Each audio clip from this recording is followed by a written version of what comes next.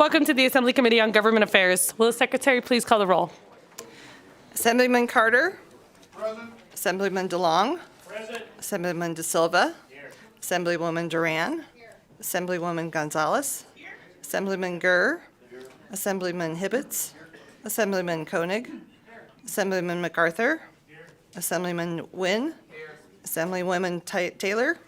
Assemblywoman Thomas. Chair Torres.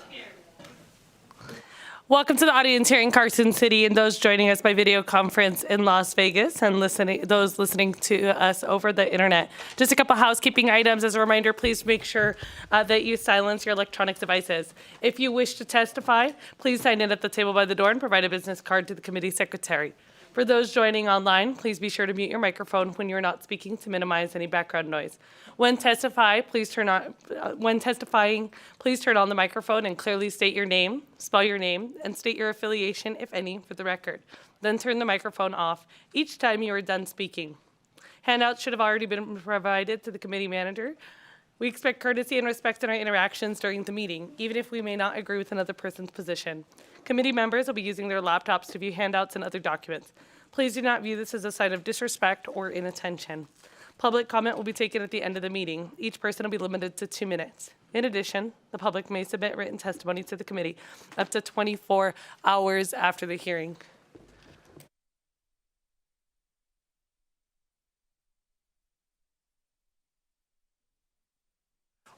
We're going to go ahead and start with the hearings in just a moment. I'm going to take a 1-minute recess just to allow everybody at the door to finish signing in so that everybody can be present and we can have the most open and transparent meeting possible while our presenter heads down to begin the presentation. 1-minute recess.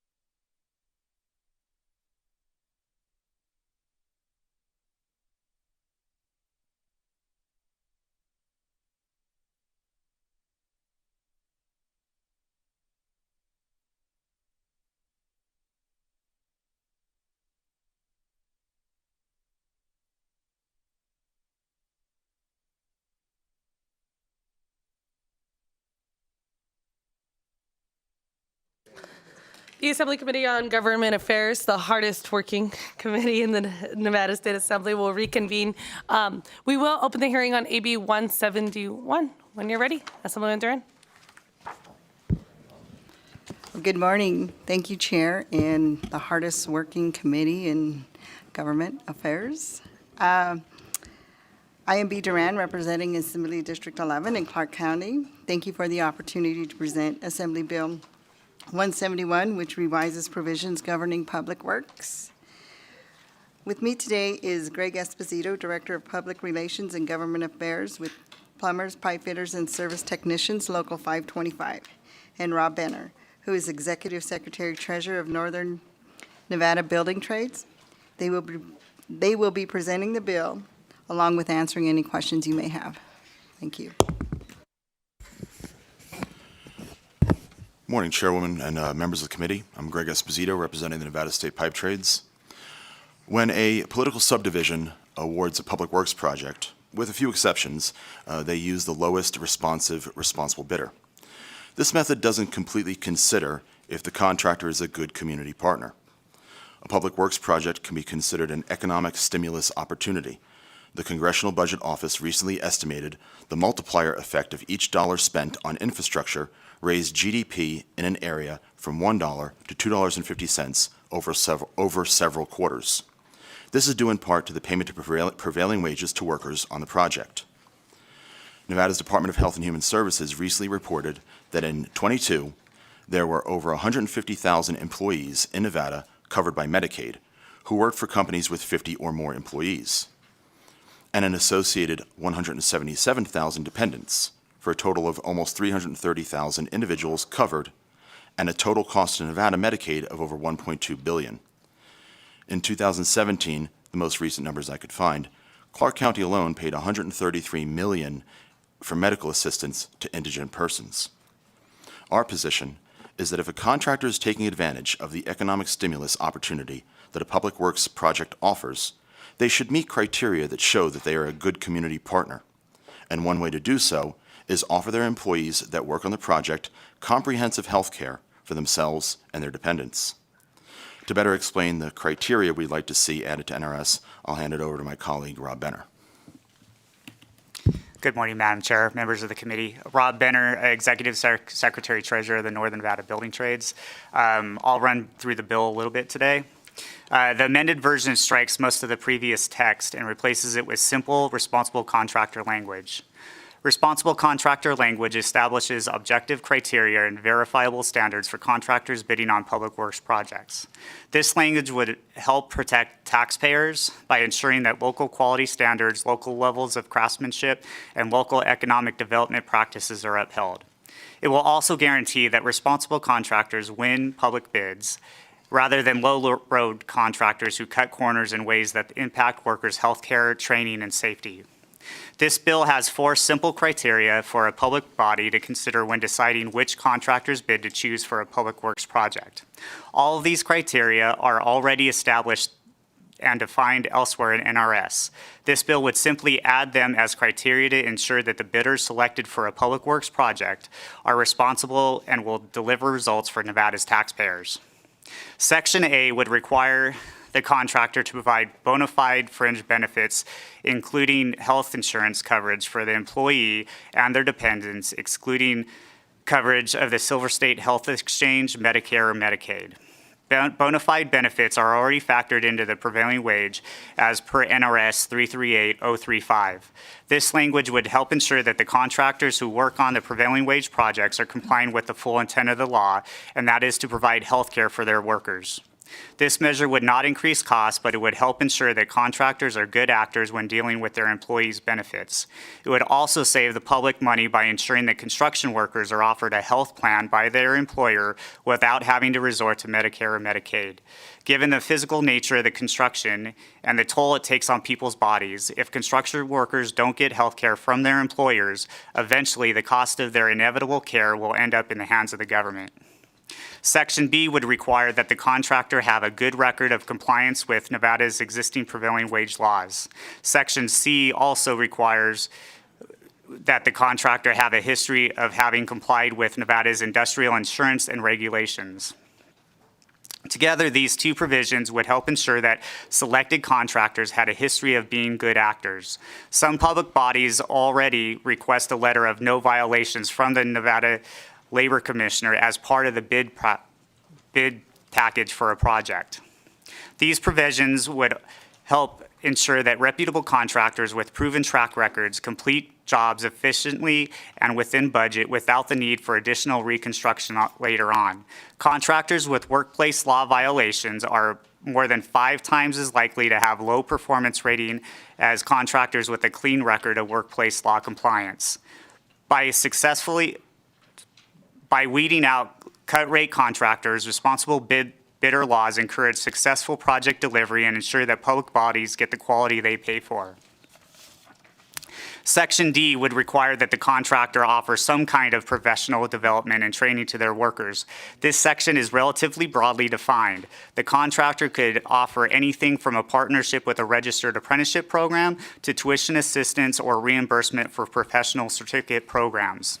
In other states where language like this has been implemented, research has found that it has increased the share of local contractors winning bids, supported the local economy, and improved the living standards of construction workers.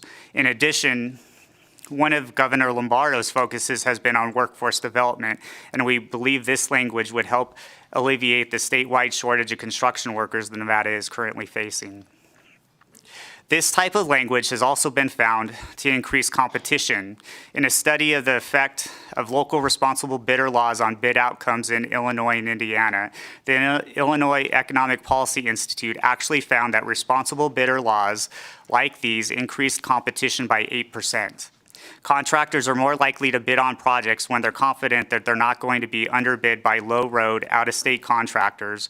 When local contractors are selected to complete our state's public works projects, we're supporting local businesses and keeping our tax dollars here in Nevada.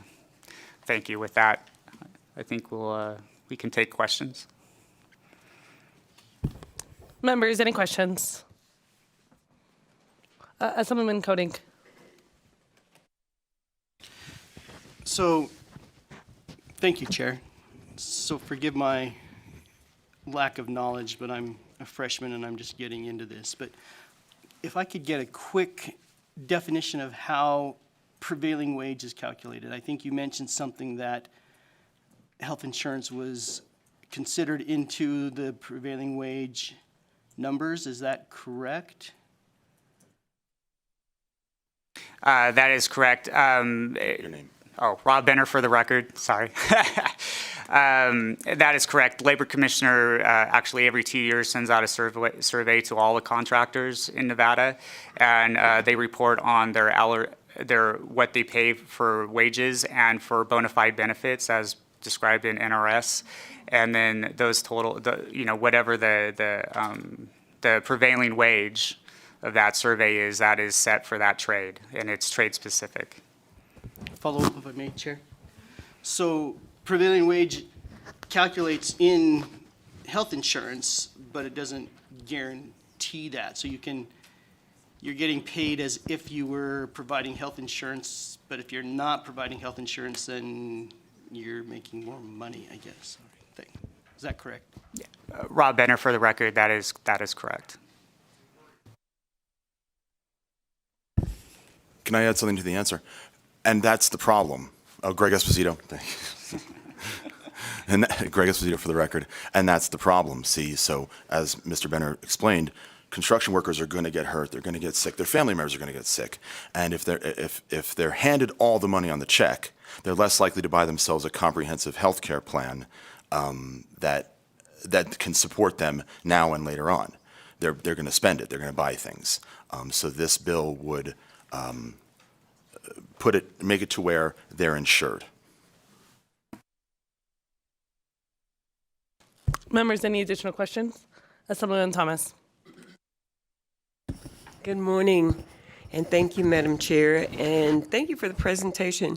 I just have a quick question on the amendment, subsection, okay. All right, section 1, subsection D, when you're saying that offering workforce training and education programs to include but not limited to, I was just wondering who, and I know this is a policy committee, but I would like to know who pays for tuition assistant, the apprenticeship programs, the certificate programs, and job training programs. Rob Bennett for the record. Training is also factored into the bona fide benefit package as well. So when the prevailing wage is figured, the training funds are also factored into the package. So this is something else. Training is also factored into the prevailing wage. Thank you, I appreciate that clarification. Thank you, members. Any additional questions? I just have one quick question. So then my understanding of the prevailing wage is that these things are built into the package, but they're currently not being made available. Is that correct? Rob Benner, for the record, correct. Madam Chair, correct. They are built into the package, into the prevailing wage as bona fide benefits. Perfect. So I guess it seems that this piece of legislation would just make sure that the workers are actually receiving the benefits of the prevailing wage instead of just receiving the financial benefit of prevailing wage. Rob Benner, for the record, correct, Madam Chair. There's nothing here that is not already factored into the prevailing wage. A lot of workers, if they don't get the actual benefit, they do get it on the check, but there's a lot of low-road contractors out there that actually kind of cheat on this too. We've seen where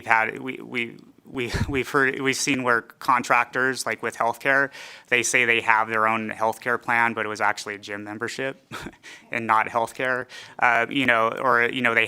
They have a training program, but it doesn't exactly provide too much of a benefit there for the members, but the contractors go ahead and take that off their check, saying that, even with retirement plans, which is factored into the bona fide benefits. We've seen contractors that will have their own company retirement plan, but the workers will never see a benefit out of it. Thank you. Additional questions? Assemblyman Gonzalez. Thank you so much, Madam Chair. Are there any contractors currently doing this? You mean paying everything on the check instead of providing benefits for the, Greg Esposito, for the record, do you mean contractors paying everything on the check and not providing any benefits to their workers? No, I mean, are any contractors currently operating in good faith? Like, are they currently doing this? Oh, yeah, no, yes, Greg Esposito, for the record, there are plenty of contractors that do the right thing, that are good community actors, registered apprenticeship programs, safety programs, extensive health insurance programs that can't be beat.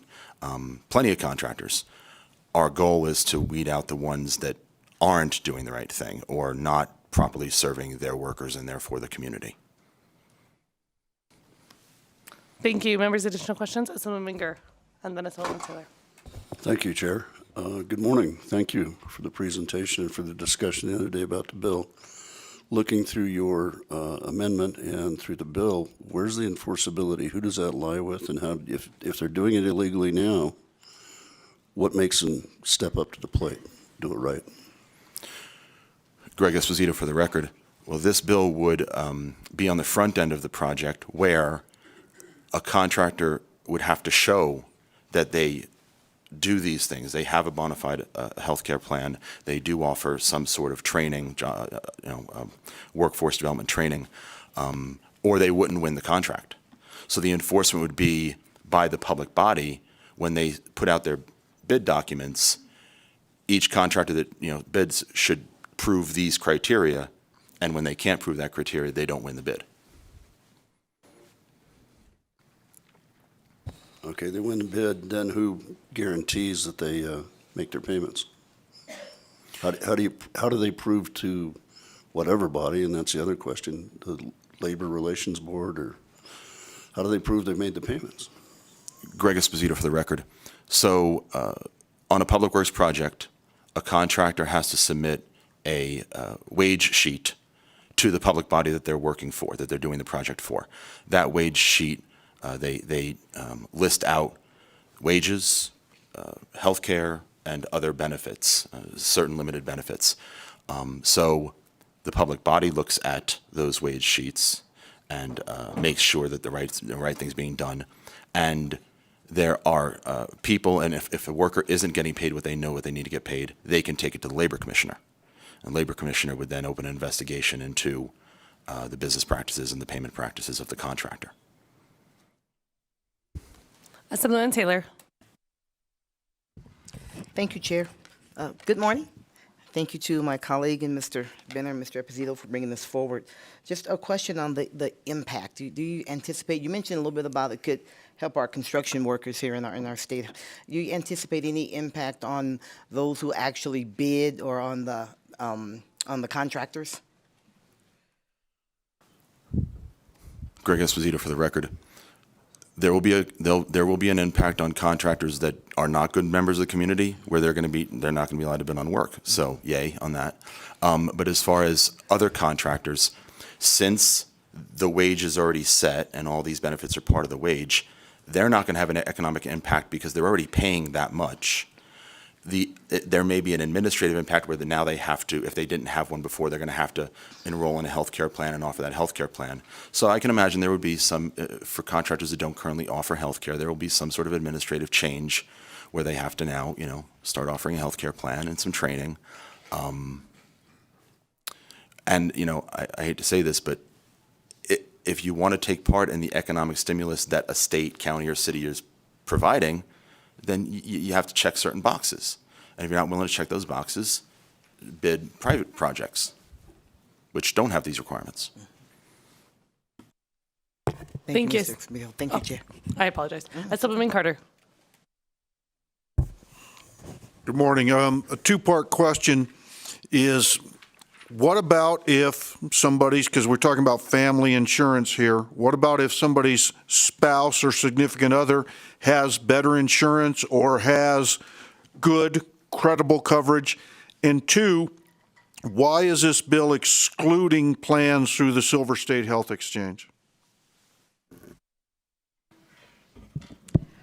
B. Duran. I can answer one part of that question. So with talking to my insurance carriers, plans that offer family coverage, for instance, I can only talk about the culinary union. So I can, my insurance covers my whole family. But if my spouse, but I don't have one, but if he was offered insurance and refuses it, it puts an impact on our insurance, so he can, it could result in him not being covered. And on the other part, I'll leave that to Mr. Esposito or Mr. Benner. Thank you. Rob Benner for the record. The reason why we exclude Silver State Health Exchange is because those plans are subsidized. So you would have a contractor who's already factored in health benefits into the bona fide package of the prevailing wage. And then if they, if their worker goes onto the Silver State Health Exchange, that's the government's actually going to be subsidizing that worker like another time, and that's why we excluded that. I believe there's one more question from Assemblyman Gurr. I'm not sure that I got the answer I was looking for with Mr. Carter's question. If one of the members of the family has a much better health insurance policy, do they have to take the one provided in the contract? So once again, for clarity, I'm not completely sure, but I know our insurance plan, and I think it may be most insurances, if they're going to, so you can have your primary insurance and always have a secondary, but I think that's the whole thing, because I think that's kind of like misleading your insurance company, because you can have, why are they paying the whole bill when you can potentially have a secondary coverage on your health insurance plan.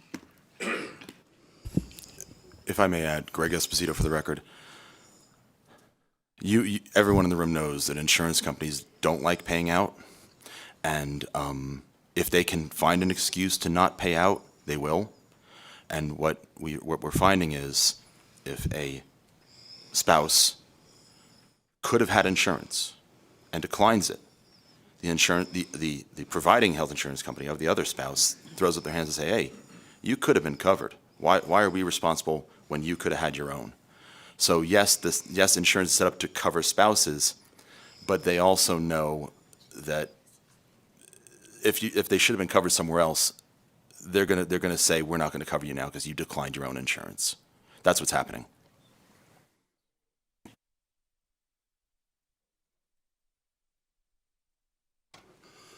Silly mics. Anyway, if in fact, public works jobs aren't all that everybody does. So if you're in a public works job and you're offered the insurance through that, and you don't pick it up, and the other insurance policy you've got cancels you because you had the right to, it gets way complicated in my mind. If the benefit's there on a public works job, it doesn't stay when they move to the next job, which isn't a public works job. See where I'm going with that? Greg Esposito for the record. I see where you're going with that. If you're not on a public works job and therefore not covered by insurance, then the other insurance companies can't say you declined that insurance because you're no longer covered. Yeah, if you first 6 months of the year you work in public works, insured, but then you get sick in November or get injured in November, well, you didn't decline coverage because it just wasn't offered to you. See what I'm saying? One more time. I'm going to getting give very you one confused. last All effort, right. and then if right. not, we're going to have to take this We'll do it conversation offline. offline. Okay, and maybe that's better. Let's do it offline. Thank you. Thank you. Members, we are going to go ahead and move into support. Thank you. I appreciate it. I guess starting at 8 a.m., we just have a lot of questions at this hour.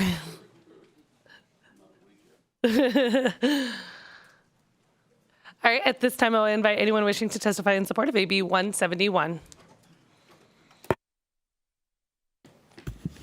Good morning, Chair and members of the committee. Susie Martinez with the Nevada State AFL-CIO, and we are in support of Assembly Bill 171. Thank you.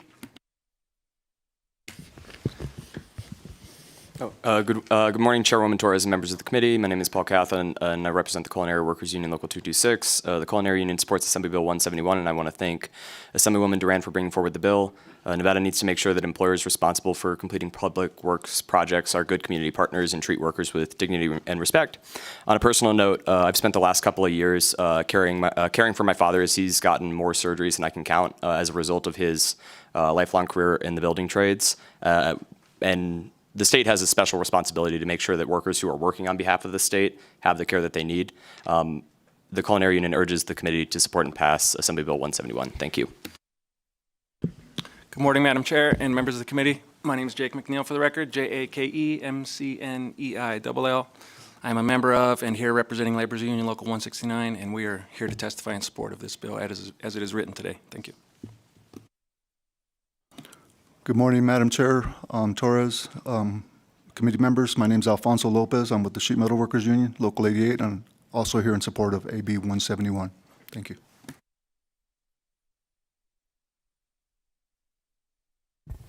Is there anyone else here in Carson City wishing to testify in support of AB 171? Seeing none, we'll go ahead and go to Las Vegas. Is there anyone in Las Vegas wishing to testify in support of AB 171? BPS, is there anyone on the line wishing to testify in support of AB 171? Callers, if you would like to testify in support of AB 171, please press star 9 now to take your place in the queue.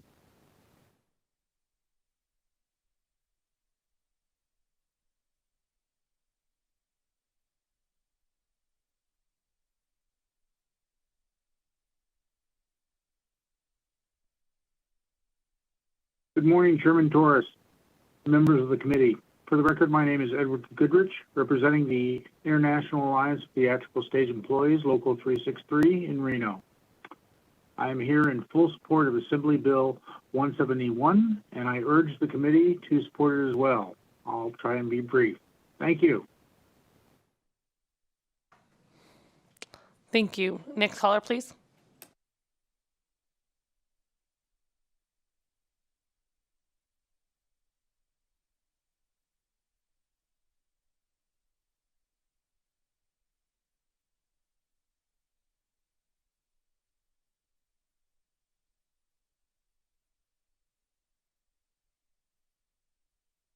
BPS, is there anyone else on the line wishing to testify in support of AB 171? Yes, Madam Chair. Caller, please go ahead.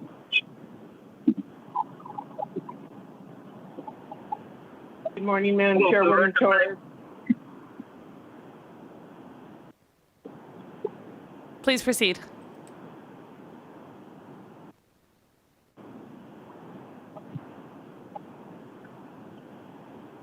It seems there might be some technical issues. Caller, we don't hear you.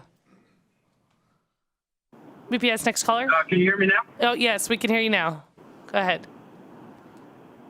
For the record, my name is Mark Ellis. It's MERC-ELLIS.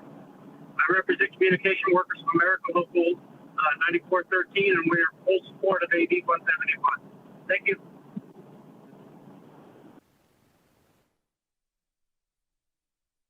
Thank you. BPS, next caller.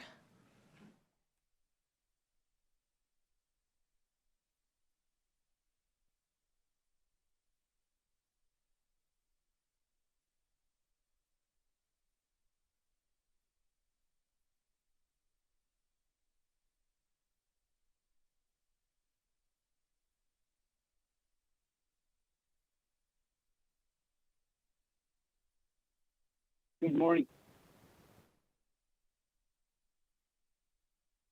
Good morning. Please proceed. And can you hear me? Yes, please proceed. Yeah, good morning, Chairwoman Torres and members of the committee. For the record, my name is Tracy Holland. I represent the ironworkers. I'm here in full support of AB 171, and I urge the committee to support it as well. Thank you. Thank you. Next caller.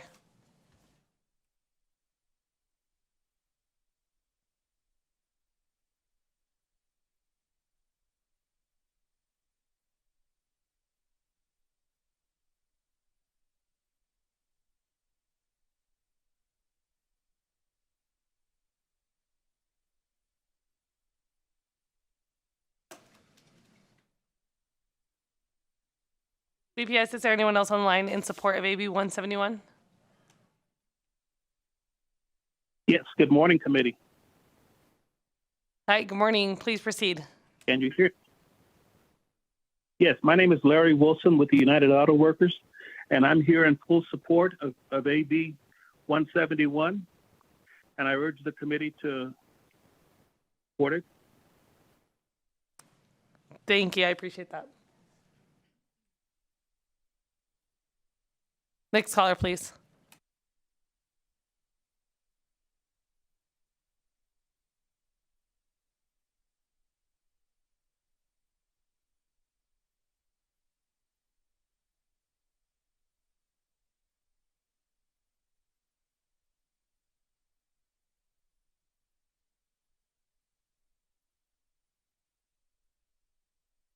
BPS, is there anyone else on the line wishing to testify in support of AB 171?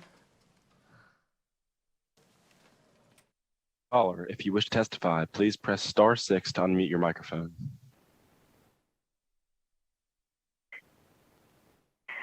Good morning, Chairwoman Torres and members of the committee. For the record, my name is Rita Weishar.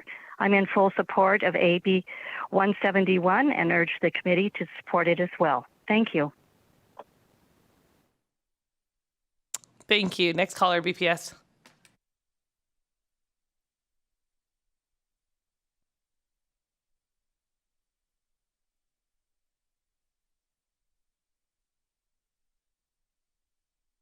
Caller, please press star 6 to unmute your microphone. Can you hear me? Testing. Hello. Yes, we hear you. Please proceed. Good morning, Chairwoman Torres and members of the committee. For the record, my name is Francisco Miranda with Teamsters Local 631. I am here in full support of Assembly Bill 171 and urge the committee to support it as well. Thank you. Thank you. BPS, next caller, please.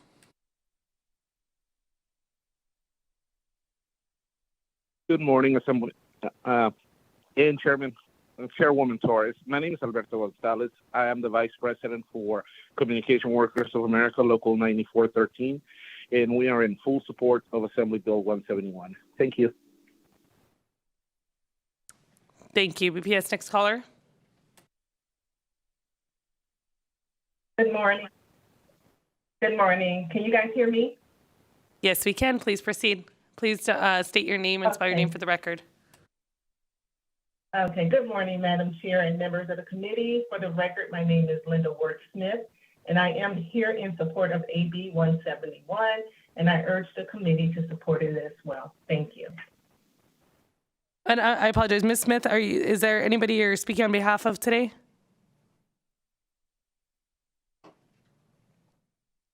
Sorry. BPS, next caller, please.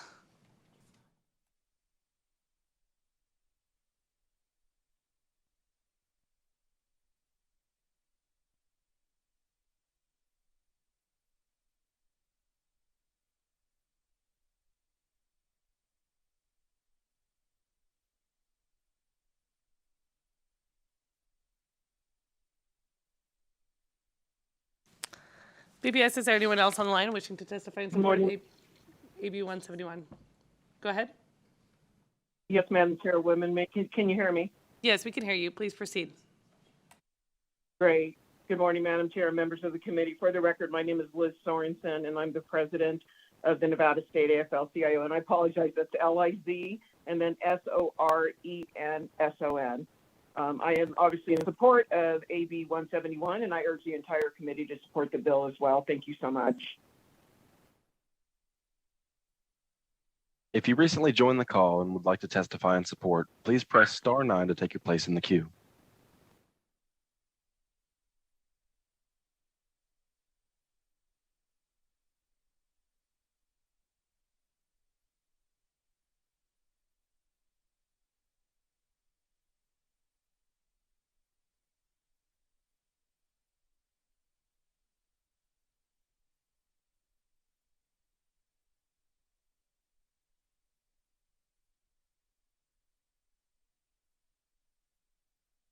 Caller, you're unmuted on our end. Please go ahead.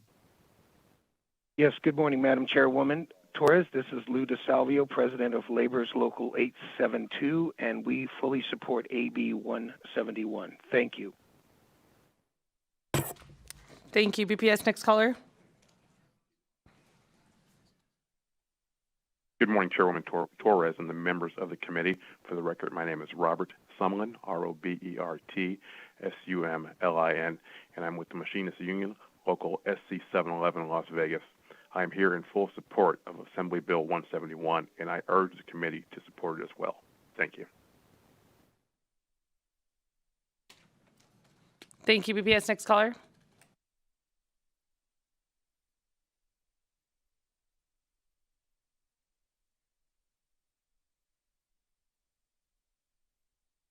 Hi, good morning, Chairwoman Torres. This is Mitchell Bechtel for the District Council of Ironworkers.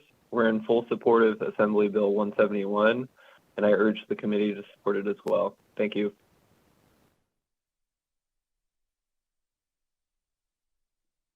Thank you. BPS, next caller. Chair, there are no more callers choosing to testify at this time. Thank you. I see one additional person in support here in Carson City. Go ahead. Good morning, everyone. Tom Morley, representing Labor's Local 872, and we're in support. Thank you. Thank you. And thank you for your brief testimonies and support that allowed for us to get more of you on the record. At this time, I will invite anyone wishing to testify in opposition to AB 171.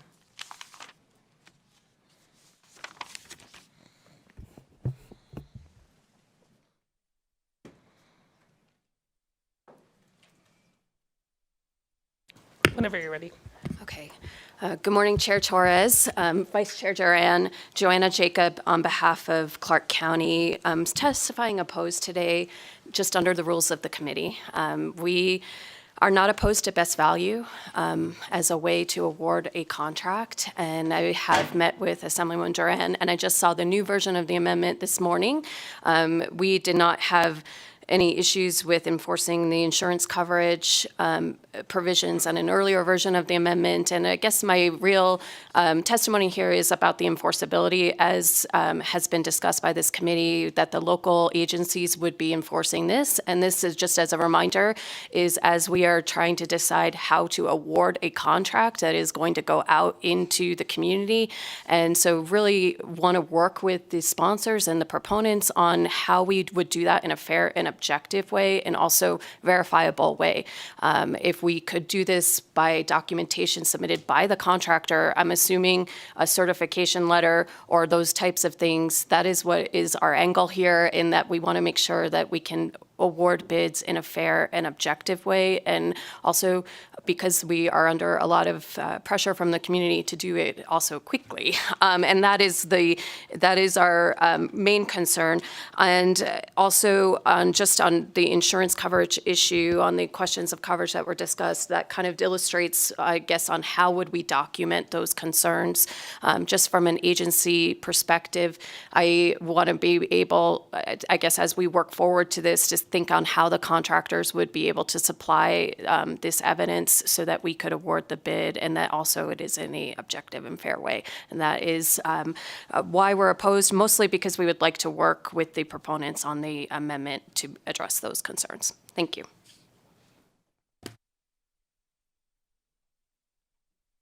Thank you. If there's somebody else wishing to testify, please proceed. I'm sure. Good morning, Madam Chair, members of the committee. Paul Murakin with the Vegas Chamber. First, I'd like to thank the proponents of the bill for meeting with the Chamber and discussing the new amendment that's been brought forward. We do believe that addresses some of the Chamber's concerns about being able to measure some of those qualifications for it to be more quantitative. But I just want to clarify some points about some of the comments that were made about the overall process from the Chamber's perspective and so forth. So it's my understanding that underneath current options, underneath Davis-Bacon, that contractor is allowed to put the money on top of the paycheck if that's the employee's preference. So that sometimes it's preference of the employee to have that cash payment on top of their paycheck instead of the direct benefit payment of the insurance. I also want to clarify some of the insurance questions that were brought up. The Chamber, for example, offers robust healthcare coverage through Anthem. That is a plan that's approved by the state through the Insurance Commissioner. Our insurance plans are some of the most robust in the state because of federal regulations and state regulations. So I want to clarify these are not skinny plans that are offered. And also, in terms of the questions that were talked about healthcare, what typically will happen if a healthcare policy is declined, the employee, for example, is offered the healthcare, they'll have their coverage, their spouse will work for another company, and they'll take that coverage. It's typically cheaper for the family if they take that option from their primary employers and not just carry it on in one plan. So that is some of the decisions that are made. So the family will have one coverage for the one parent or the individual, and then the plans covered by the other employer for that individual other family member. So I just want to clarify why some of those options are typically decided. Thank you, Madam Chair, for your time. Happy to answer any questions, of course. Thank you. Thank you, Madam Chair, members of the committee. Warren Hardy, representing two clients today. The first is the Urban Consortium, which is made up of the cities of Las Vegas, Henderson, Reno, Sparks, and North Las Vegas. Joanna Jacobs identified a lot of our concerns, and we need some clarification. We need to continue to work with the sponsors, and we appreciate them meeting with us heretofore to talk about those things and those concerns. Mostly enforcement. How do we confirm the compliance? We just want to make sure that as these things are being confirmed, that since we're the ones that are responsible for enforcing the prevailing wage, that we make sure we have all that access to all that information. I'm also representing the Associated Builders and Contractors on this matter, and I will say we've come a long way. I looked at the folks that were testifying, and these are the items we've been talking about for years. And we've really come a long way in getting insurance into the hands of these workers instead of cash. That is an option. It's one we discourage if they don't have other options for insurance. So we've come a long way. So what we're talking about here with regard to best bid, best value bid, probably warrants a more global conversation about the whole concept of best value bid. It's been a while since we've discussed that in the legislature, and probably something we need to revisit. I will say that Mr. Carter hit directly on the issue we're concerned with, and that is, it's been spoken to, what if an individual has insurance through another family? Often, and we struggle with this, because often the employee, they're 22 years old, they're 23 years old, they don't think they need insurance, they want the cash on their check. We discourage that. We want them to be covered on behalf of the non-union industry.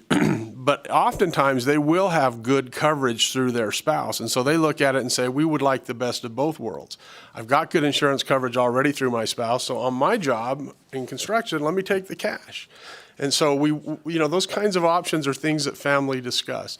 The clarification that these need to be bona fide programs is extremely important, because it was testified. Some people, a gym membership, there's your health insurance. That doesn't work, right?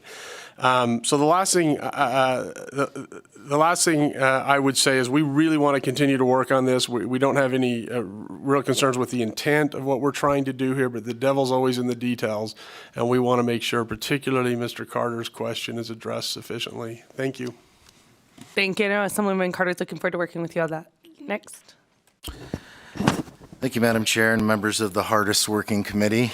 For the record, my name is Glenn Levitt, Director of Government Affairs for the Nevada Contractors Association. We represent over 450 of the largest and smallest contractors, subcontractors, and affiliated industry professionals, primarily in Southern Nevada.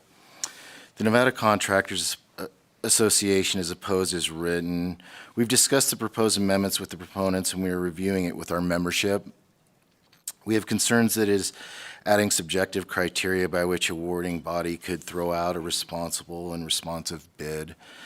We want to ensure that the criteria is fair for all contractors and some contractors, large and small. Thank you. Hello, my name is Sarah Collins with I3 Public Affairs, representing the National Electrical Contractors Association out of Sacramento. Sorry, that's a mouthful. Our sentiments have been echoed through previous testimony, and we look forward to working with the bill sponsor and reviewing the amendments. Thank you. Thank you, Madam Chair. My name is Alexis Motorex, representing the Nevada Chapter Associated General Contractors.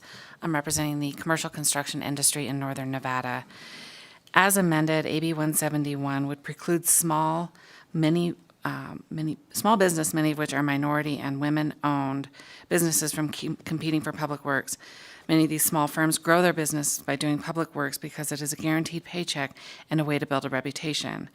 Many of these small businesses also qualify as a disadvantaged business enterprise, a mandatory element in NDOT contracts, but the requirements in AB 171 as amended would make it too costly for these small businesses to comply. And I want to address some of the questions that were asked.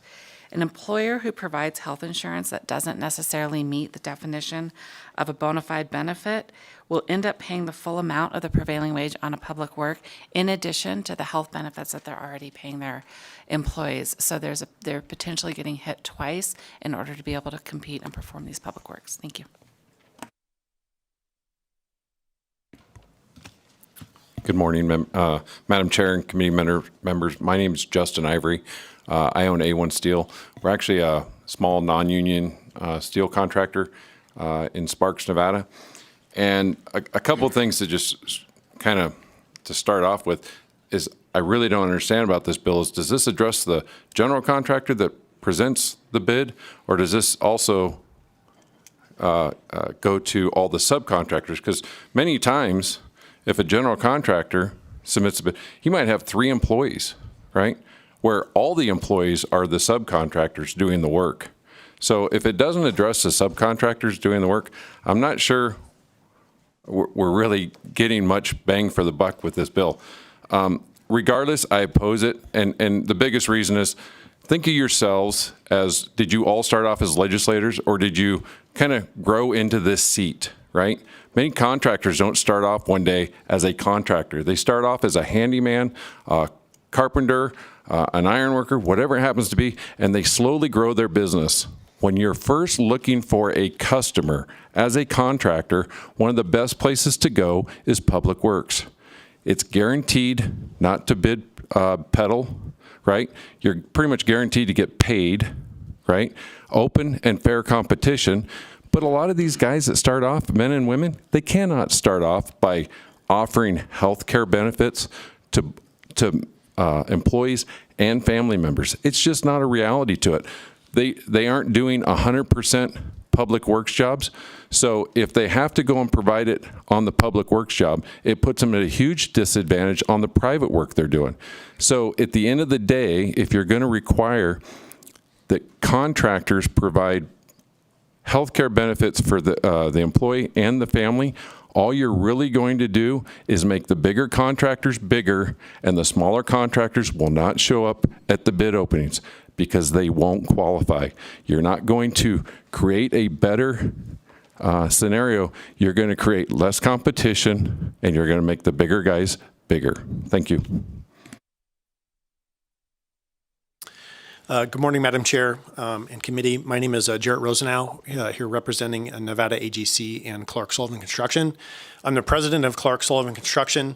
We are a local general contractor with a 47-year history, and we are headquartered in Sparks, Nevada. We're also signatory to Carpenters and Laborers. And we're here today to oppose this bill as written and oppose as presented with the amendment. Our hope is that we can continue, as others have discussed this morning, to talk about how we can amend this so that it's a beneficial bill. Bridging to what Justin just said, we do believe this limits competition, and limiting competition will potentially increase the cost of those public works.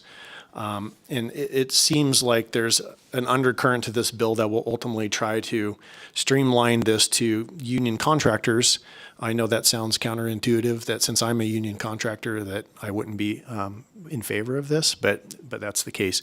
There's some thoughts that I had as this bill was presented, also bridging to some of Justin's concerns, is it seems unclear in the bill who's really who needs to be the qualified contractor at the bid period. If I'm Clark Sullivan Construction and I'm the bidding prime contractor, and of course I'm going to be compliant with all of these requirements, but the bill is absent of anything that speaks to any of the tiered subcontractors or vendors or the sub-tiers that may be participating in the assembly of that qualified best value bid also.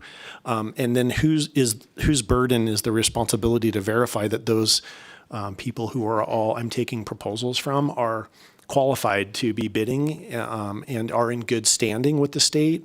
It seems to me that there's some gray area there as to who is responsible for making sure that that's they're qualified during the bid. It also seems that there's other places in the law where this is already stated and it's a requirement. So maybe there's an opportunity to consider this is more of a matter of enforcement of the existing laws rather than creating new laws in addition to those existing laws. So thank you again for your time. If you have any questions, I'd be happy to answer them now. Thank you.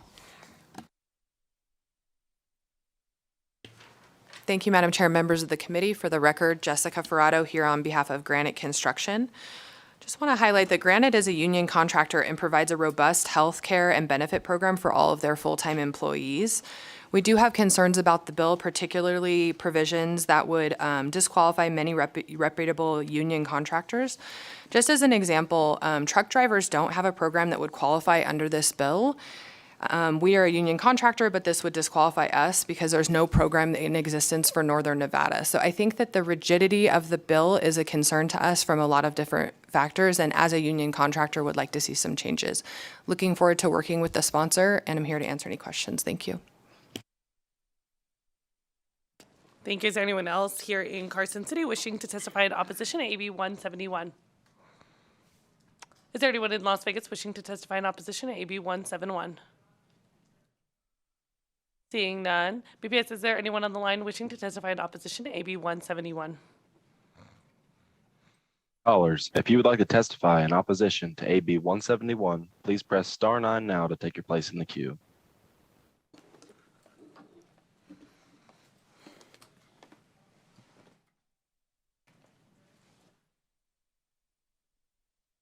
Chair, there are no callers choosing to testify at this time.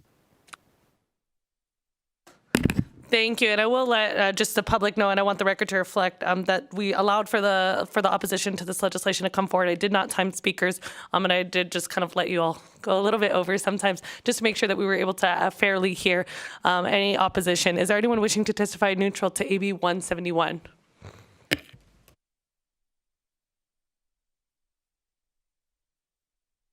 Seeing none here in Carson City, is there anyone in Las Vegas? BPS on the line, is there anyone wishing to testify neutral to AB 171? Callers, if you'd like to testify neutral for AB 171, please press star 9 now to take your place in the queue.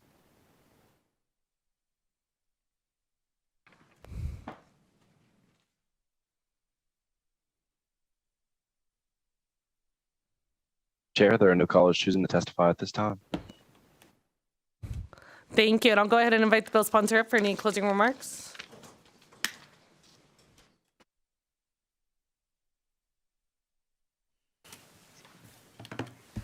I'm going to go ahead and let Greg make a few comments. Greg Esposito, for the record, representing the Nevada State Pipe Trades. As we all know, sometimes legislation is a plane that you build after you've already jumped off the cliff. So, we appreciate LCB having written it and appreciate everyone that came to the table, all the stakeholders that came to the table. It's definitely not our intention or the bill's intention to hurt any existing contractors, to put them out of business, to stop their current business model. We're just trying to make it to where the workers are a little bit better provided for.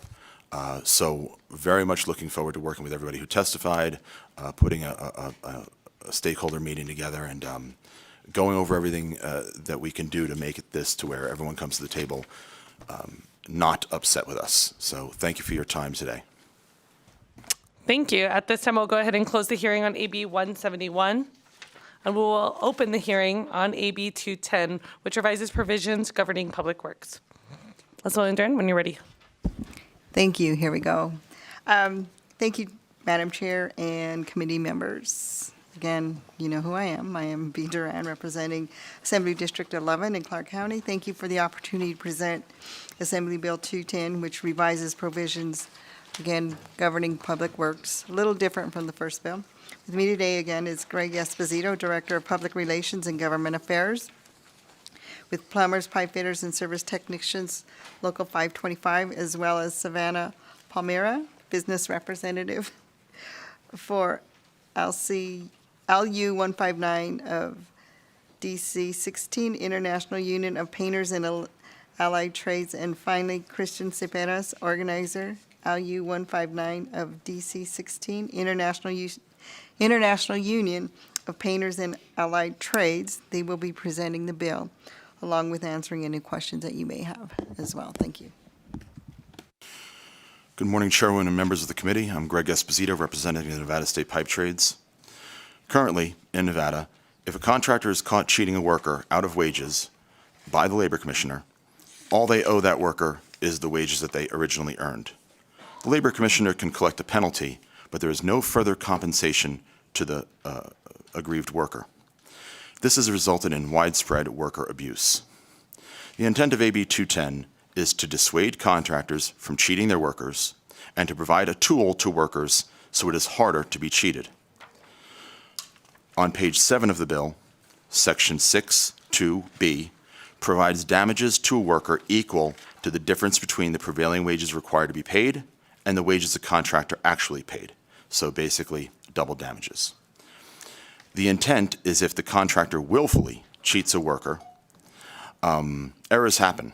And sometimes contractors have to adjust wages by a few dollars here and there due to a clerical error, a mistake, or some sort of reporting. We're going to be working on an amendment to clarify that it's not intended to penalize contractors who had an administrative error, but it's to go after contractors who routinely and knowingly cheat their workers. The intent of the longer part of the bill, pages 2 through 4, is to provide the worker information so they understand what their wages should be on a public works project. A lot of stakeholders have approached me and the bill sponsor, very concerned with the way the first part of the bill, 2 through 4, has been written. Completely understand their concerns. Very much looking forward to working with them in the future to amend all of that. The point of the language, though, is for when a contractor hires a worker for a public works project, they have to hand them a piece of paper that says, if you are doing this type of work, this is the wages you should be paid. That's it. That's all we're trying to accomplish with that. Nothing too burdensome or nefarious. And Christian will testify as to the importance of that notification. So that's the basic gist and intent of the bill. As I said, the first section needs heavy improvement, and we accept that. The second section deals with penalties for workers. So with that, I'd like to hand it over to Christian, who has some real life experience with this issue. Good morning, ladies and gentlemen. My name is Christian Cespedes, and I am an organizer for Local 159 out of District Council 16. I am here to share some of my personal experiences. When I first started working with a contractor, The only paperwork I was given was my W-2 form and a contract supposedly stating that I couldn't work within 40 miles of Vegas, and as well that we couldn't sue the company at all. Working 12 to 14-hour days and was never paid overtime, and showing up to certain projects after 10 a.m. so the city inspector wouldn't take our names. AB 210 could have prevented this. It is a shame that as a young worker, we don't know our rights and our labor laws. This is the reason why contractors steal wages. When we first get a job, we are just excited to start working and make money to start investing in life. I wonder why these owners think you owe them your life. For instance, working on a Sunday, after 8 hours, the workers wanted to go home already. But the owner called me and told me, Christian, I don't care what you do, but you better get those workers back to work. And what I can hear in the background was his kids playing around, so I thought to myself, what can I do that?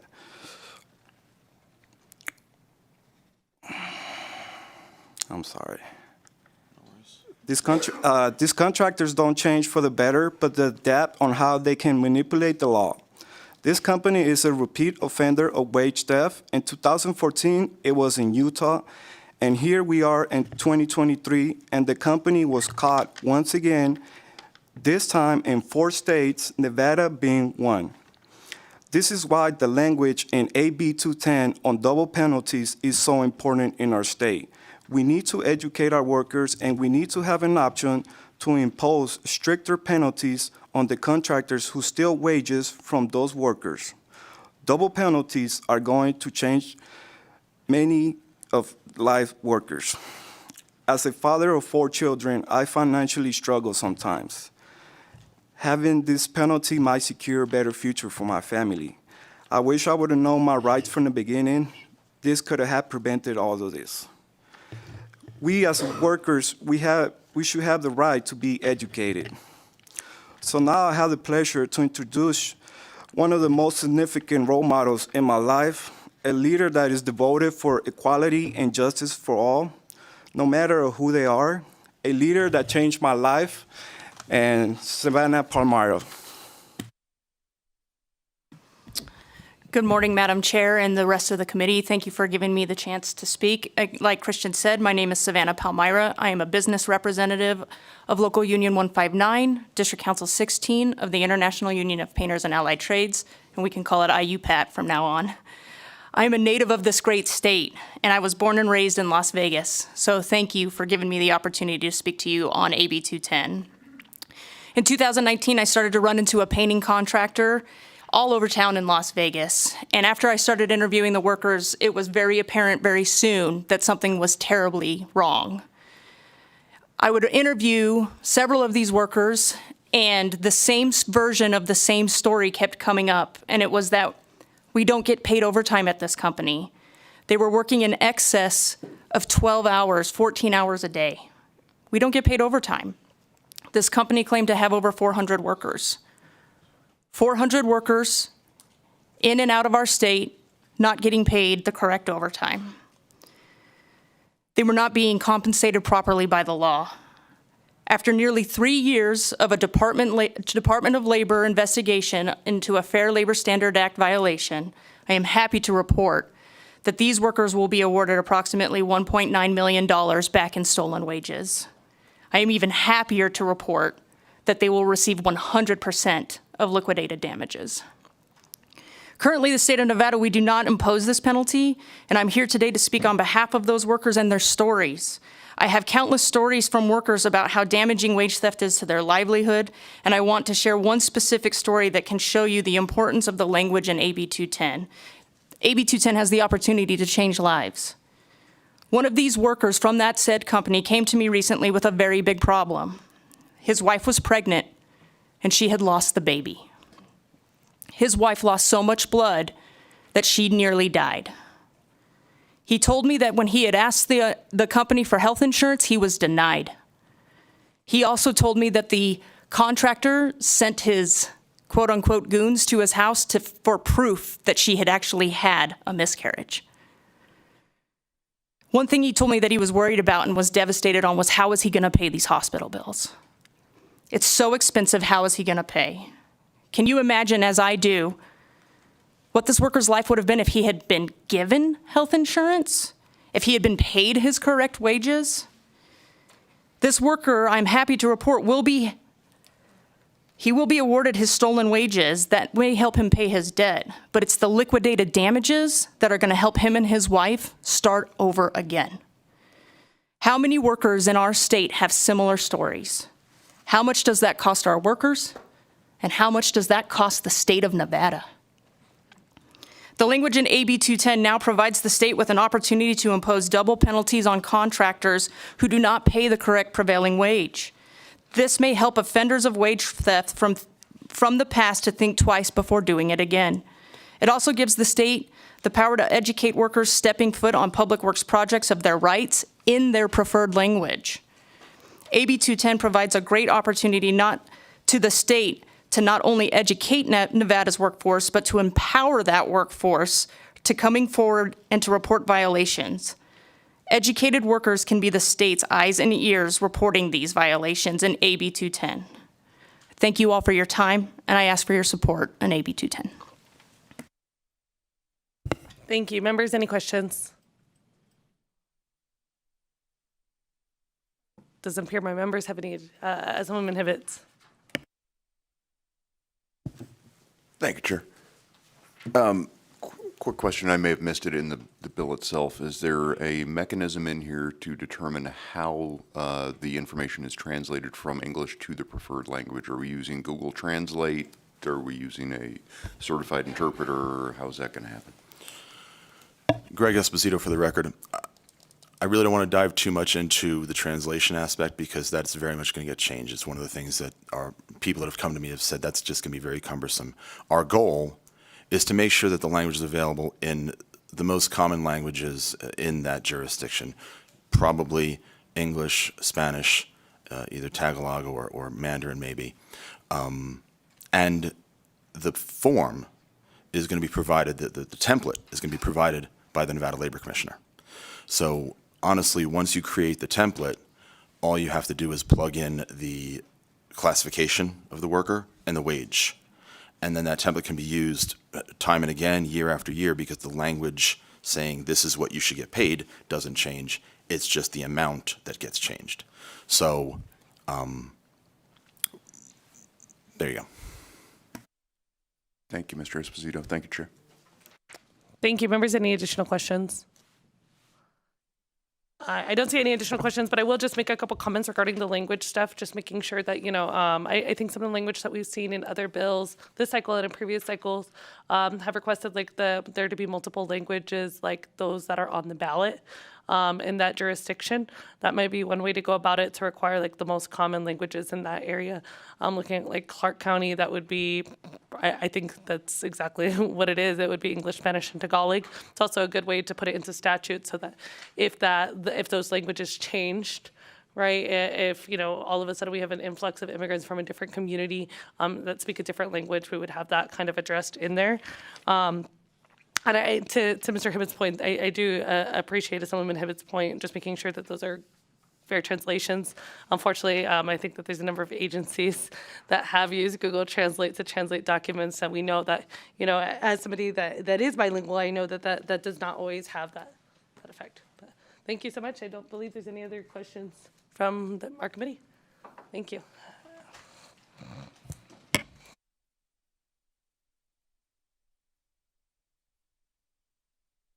At this time, I'll invite anyone wishing to testify in support for AB 210.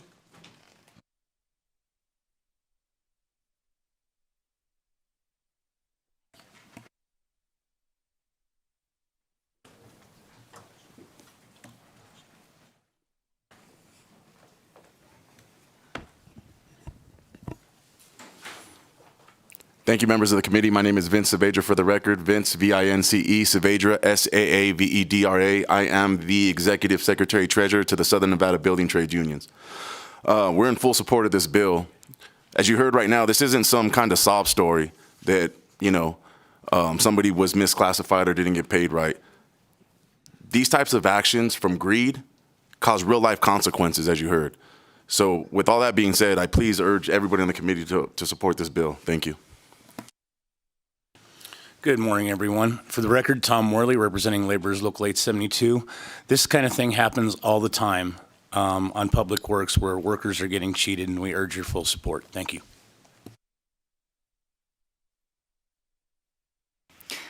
Good morning, Madam Chair, members of the committee again.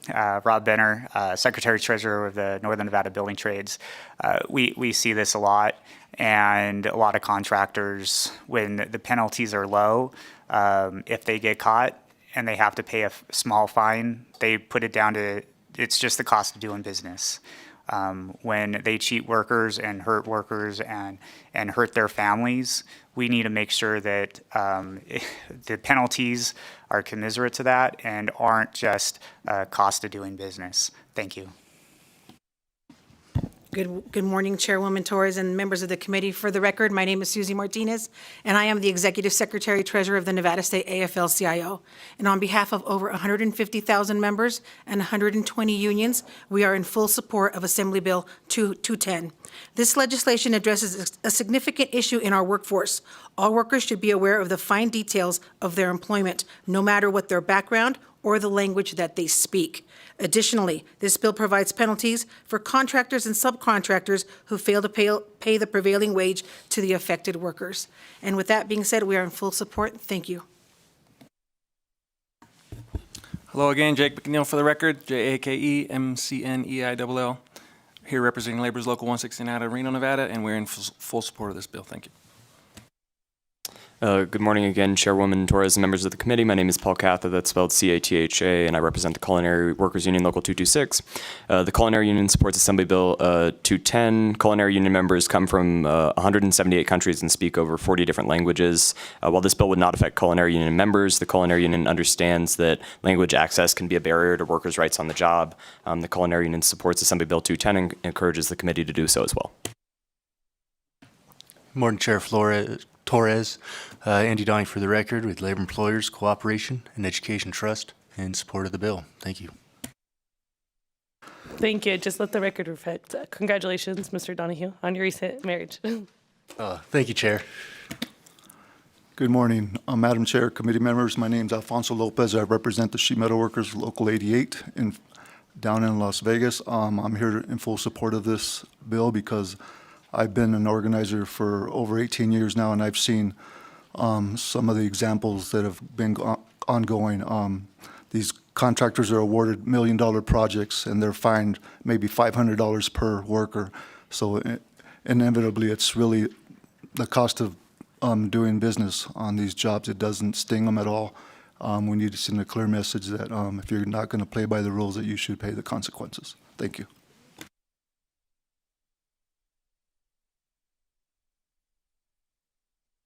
Is there anyone else? I don't see anyone else here in Carson City. Anyone wishing to testify in support of AB 210 here or over in Las Vegas? Please begin when you're ready. Good morning, Chair and members of the committee. My name is Aaron Ibarra with Southern Nevada Building Trades, and we are in full support of AB 210 and urge you all to support this bill as well. Thank you.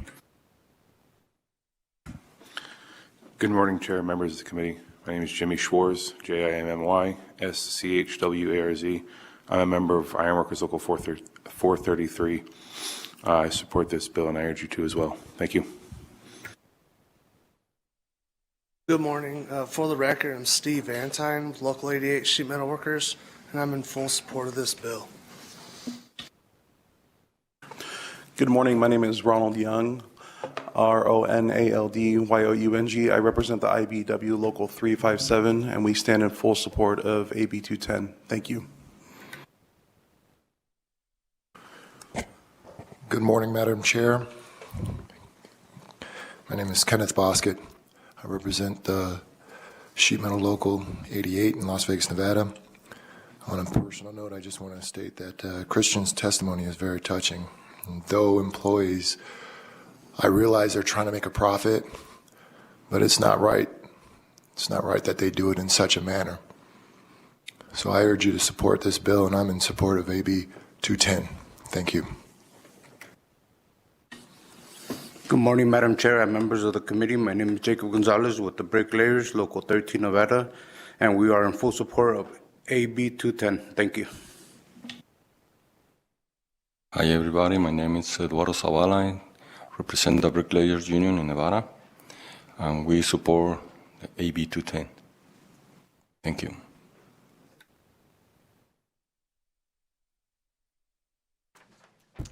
Thank you. I don't see any additional support for AB 210 in Carson City or in Las Vegas. BPS, is there anyone on the line wishing to testify in support of AB 210? Callers, if you would like to testify in support of AB 210, please press star 9 now to take your place in the queue. Hello, my name is John Carlo. I am the young gentleman from Las Vegas. I'm calling to appreciate my Assemblywoman, Mrs. Gonzalez, for sponsoring this bill. And I thank you, the chair, and the others that are working for the union. And we need to consider how much, and I'm also a member of Local 433, but we need to consider about how much millions of dollars is going to these contractors that I know about from the Economic Forum. And we need to bring these tax dollars and put them back into the hands of the people of Nevada. And so I'm calling in support of this bill 210. Thank you guys so much. Thank you. Next caller, BPS.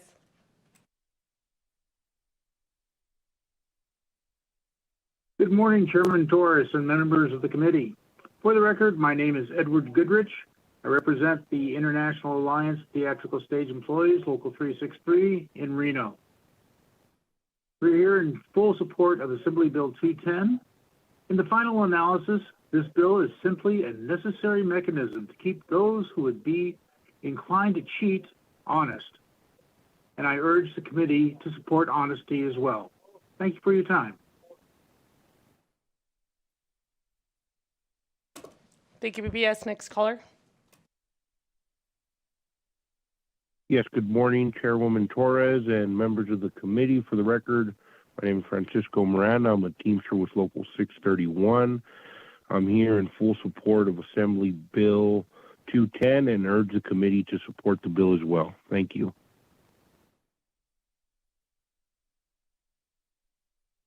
Thank you. Next caller.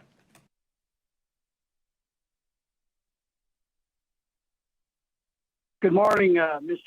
Chairwoman Torres, and the members of the committee. For the record, my name is Tracy Holland. I represent ironworkers in Northern Nevada. I'm here in full support of Assembly Bill 210, and I urge the committee to support it as well. Thank you.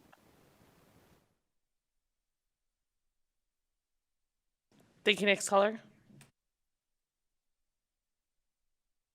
For the record, my name is Mark Ellis. I'm the president of Communication Workers, Local 9413, and we are full support of AB 210. Thank you. Thank you. Next caller.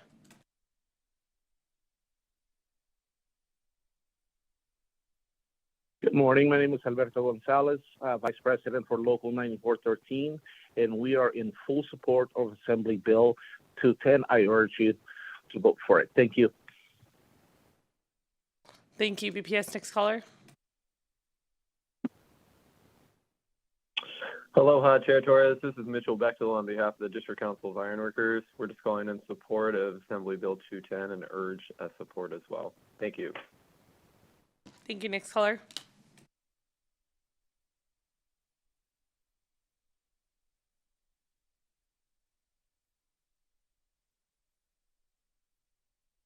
Good morning, Chairwoman Torres and the members of the committee. For the record, my name is Robert Sumlin, Robert Sumlin. I am here in full support of Assembly Bill 210, and I urge the committee to support it as well. Thank you.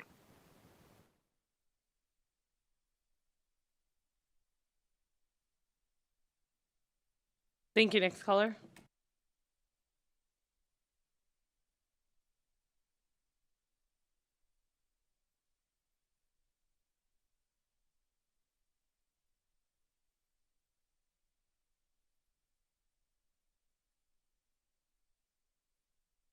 BPS. Hi, good morning. My name is Will Pragman, representing Battleborn Progress. That's P as in Peter, REGMAN. We're in support of AB 210. This is a very simple bill that will go a long way in improving the power of workers and uphold ethical standards for conducting business in the state of Nevada. As a member organization of the Nevada Immigrant Coalition, I will refer you to the letter on Nellis for more and ditto those comments, and also ditto to the other labor organizations who testified earlier. Thank you.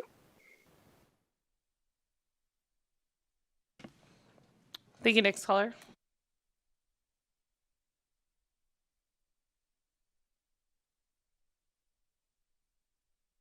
Good morning, Madam Chairwoman Torres and members of the committee. For the record, my name is Liz Sorensen. I am the president of the Nevada State AFL-CIO, and obviously in full support of Assembly Bill 210. And obviously I urge the committee as well to support AB 210. Thank you for your time.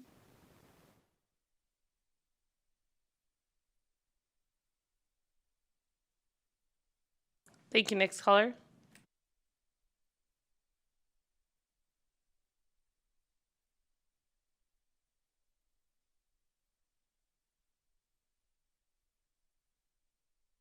Paula, you're unmuted on our end. Please go ahead.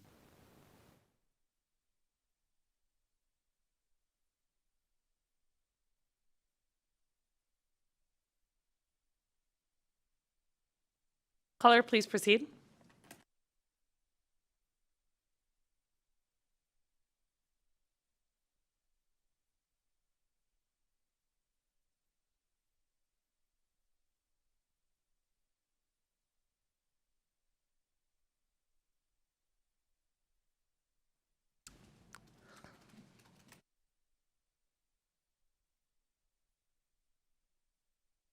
Good morning. Can you guys hear me? Yes, please proceed. Okay, good morning. My name is Linda Ward-Smith, and I am the president of AFGE Local 1224, affiliated with AFL-CIO. And I am calling in this morning in full support of AB 210, and I'm urging the committee to also support the bill as well. Thank you.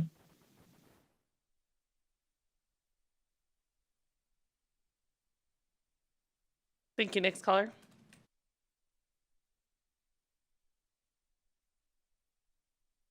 Good morning, Chairwoman Torres and committee members. This is Wendy Newman, WENDINEWMAN. I'm the Assistant Chapter Manager for the Southern Nevada chapter of the National Electrical Contractors Association. We support AB 210. Thank you. Thank you. Next caller. There are no more callers choosing to testify at this time. Thank you. At this time, we will go ahead and move to opposition for AB 210. Anyone in Carson City?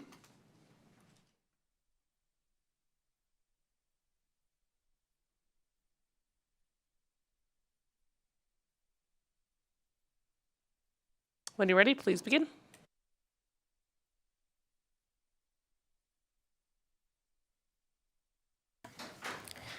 Good morning. For the record, my name is Ann Barnett, ANNBARNETT. I'm the CEO for the Nevada Contractors Association. We represent over 450 businesses as far as contractors, subcontractors, specialty contractors, and those who are small to your largest, most influential. Concerning AB 210, NCA has discussed potential concerns of the bill's components, and we are opposed as written at this time, but we do look forward to working further with the bill sponsor. Thank you. Good morning, Madam Chair. Paul Murat with the Vegas Chamber. First, I'd like to thank the proponents of the bill for meeting with the Chamber, addressing some of our concerns as written. We do believe that we will be able to resolve those concerns specifically to the language section of the bill. As you know, there are so many languages spoken in our community, and practicality-wise for our members who are small businesses, restrict them to the top 3 most spoken languages in the county would probably be the most practical way of ensuring those transparency issues. I do want to clarify on the record, the Chamber is a longstanding proponent of following state law. We of course support that position that employers and employees follow state law. We spend significant resources and time over the years to educate our members through workshops with the Labor Commissioner to ensure they know what the laws of the state are. So I just want to clarify that our employers who are our members always try to do the right thing, and of course errors do occur, But I just want to say they are our community members, they're our stakeholders in this community, your constituents, and the job creators of the state. Thank you very much. Thank you, Madam Chair. Alexis Motorex with the Nevada Chapter Associated General Contractors. We appreciate the comments that this bill will be amended, but as it is drafted before us, we are opposed. It places an untenable burden on employers to comply. There are over 20 languages spoken at home in Nevada. And if this is a priority of the state, then the state should consider making these services available to employers. Additionally, as written, this would require every employer to provide that stack of paperwork with a signed receipt from every employee on every public work. So if an employee is working for a signatory contractor and working on a prevailing wage public work, going from job to job, they are, as written, the employer is required to hand deliver that paperwork to each employee every time. We just find that to be a tremendous burden on the employer, and not the best and highest use of anyone's time. At the time of employment or dispatch onto a public work, maybe, but every job, every time seems excessive. And then the language in Section 6, 2B, as Mr. Esposito stated, we would really like to see language included in there for willful intent to not pay prevailing wage. We don't condone bad behavior any more than the proponents of this bill do. AGC prides itself on having a standard for our membership, and we are, as Mr. Rankin stated about his membership, we too encourage everyone to follow the law and treat their employees well. Thank you. Good morning, Madam Chair and committee members. For the record, Justin Ivory, A1 Steel. Just want to kind of give you a contractor's perspective or a subcontractor's perspective. I don't want to compete against these contractors that are doing what these guys are alleging that happened. As a contractor that plays by the rules, the biggest problem with this bill is the only person that's going to hand out these flyers to everyone is contractors that play by the rules. A contractor that is willing to cheat their employee, lie on a prevailing wage report, right? Take advantage of their employees. You think they're going to hand out a piece of paper? You think that even matters to them? I mean, just putting this into perspective, all you're doing is putting a huge burdensome on all the contractors that are doing a good job, so you're punishing them, and then you're adding another cost, right, that they've got to hire an employee to make sure that everyone's got a piece of paper handed out to them, when the people they're competing against that are already beating them up because they're misclassifying and mispaying their employees are just doing one more thing to come in with a cheaper number.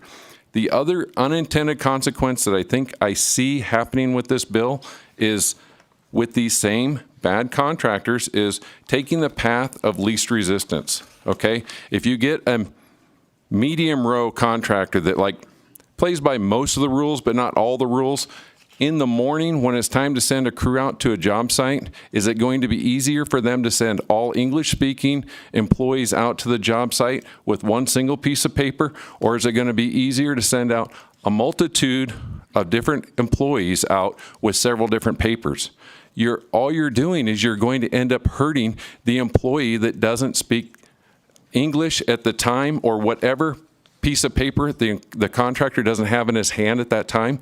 That employee is going to get discriminated against, and nobody's going to be able to do nothing about it, right? It's just going to be, here's a piece of paper, go to the job site, it's important you got the piece of paper. So I'm just saying that from a contractor that plays by the rules, this is a bad bill. I'm not saying that there shouldn't be certain fines for people that intentionally, right? Intentionally, I mean, they put down on their prevailing wage report that they paid an employee a certain wage and then didn't actually pay him that wage. There should be liquidated damages for that. That I would be 100% for that, right? But you got to be careful because prevailing wages are a very tricky little thing. It'll talk about a 2023 prevailing wage, but it's actually established in a 2-year period when you get on labor commissioner. So there's a lot of easy clerical things that can happen. that can cause somebody to mispay somebody by $1, right? 50 cents, something like that. A lot of gray area in it. So we can't be putting liquidated damages on clerical errors. So it'd be important to do that, to stipulate that. And I think I'll leave it at that. Thanks. I think I had a question from a committee member, Sonia Gonzalez. Thank you so much, Madam Chair. I just wanted to put on the record for clarification, would discrimination laws be still in effect? I'm not sure. I would assume they would be, but I'm not sure. I'm not sure what it says in this language, whether I choose, or I shouldn't say whether I choose, whether a bad contractor chooses to send somebody out or not. What I'm saying is it's going to be, it could end up being the reality and the unintended consequence to it. If it gets reported, if it doesn't get reported, if the employee doesn't understand what their prevailing wage rate was, I'm not sure they understand a lot of things that might be happening to them. So all I'm saying is, in my concern, it's another unintended consequence. So just for clarification, you're a subcontractor and you don't know the discrimination laws, or I just want clarification on that? I'm a subcontractor and I don't discriminate. Thank you. And just for clarification's sake, I know that bad actors could continue to be prosecutors. So if this law did go into effect and somebody did choose to discriminate against individuals because of the language they speak, my understanding by federal laws is that that discrimination could be prosecuted as well. And so maybe that might be actually a consideration for the Assemblywoman to just make sure that there are protections in place, because we definitely wouldn't want to see that type of discrimination. All right. Thank you. Next. Thank you, Madam Chair. Members of the committee, Jessica Ferrado here on behalf of Granite Construction. We're a union contractor throughout the state of Nevada. We're already providing our worker documents in multiple language to our employees, but the bill as written is a bit duplicative and broad, and so I'm looking forward to working with the sponsor because it sounds like they're looking to sort of narrow down that language to be more specific. Thank you. Good morning, Madam Chair.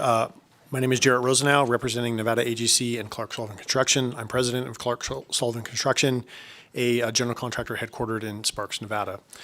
We do oppose this bill as written and do look forward to working with the proponents of the bill in future amendments. So without sort of getting into some of the minutia that's already been stated, I will mirror what Justin said.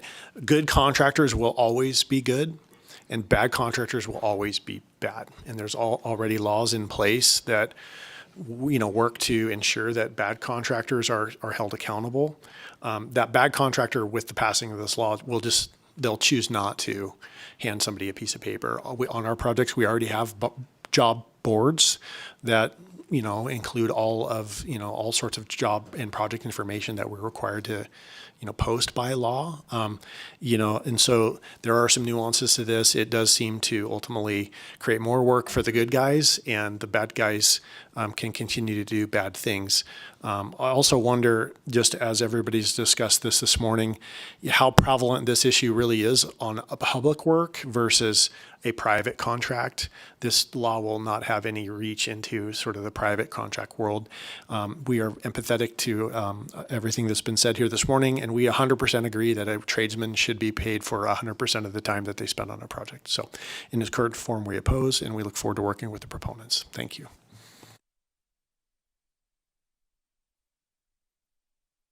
I think you're right. Thank you. Hello, Madam Chair and Committee. Joe Bingham of Mount Rose Heating here. For all the reasons mentioned, I oppose this bill. Madam Chair, members of the committee, Samantha Sato for the record with Queer Nevada, here on behalf of the Mechanical Contractors Association of Las Vegas and the Sheet Metal and Air Conditioning Contractors National Association of Southern Nevada. We are here in opposition to AB 210, and I will leave a ditto. Thank you. Hello, Sarah Collins with NECA of Northern Nevada. A lot of our sentiments have already been stated, but I want to put this on the record. We at NECA think that this would be costly to implement. We think there needs to be an inclusion to this if the contractor, subcontractor are signatory, a collective bargaining agreement for the works that they are performing on the project meets the requirements of NRS 338. Thank you. Thank you. Is there anyone else here in Carson City wishing to testify in opposition to AB 210? Seeing none, is there anyone in Las Vegas wishing to testify in opposition to AB 210? Seeing none, BPS on the line, is there anyone wishing to testify in opposition to AB 210? Callers, if you would like to testify in opposition to AB 210, please press star 9 now to take your place in the queue.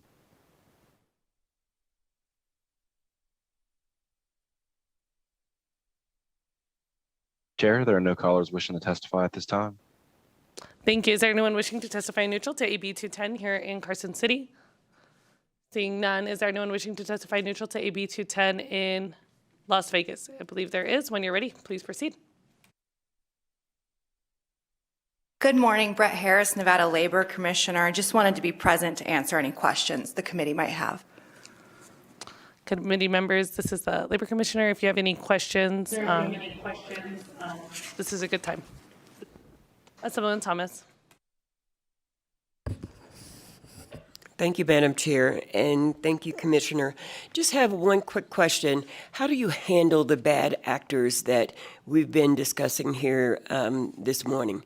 The ones that come that are not following the rules as they apply to contractors and subcontractors? Yes, so our Brett Harris, Nevada Labor Commissioner, for the record, our enforcement on Public Works project is by complaint.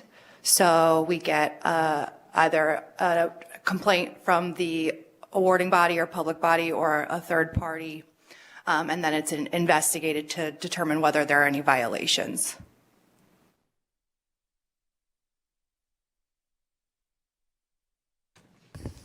Thank you. And just for the record, how many complaints, if you can give me an average of complaints, do you receive per year?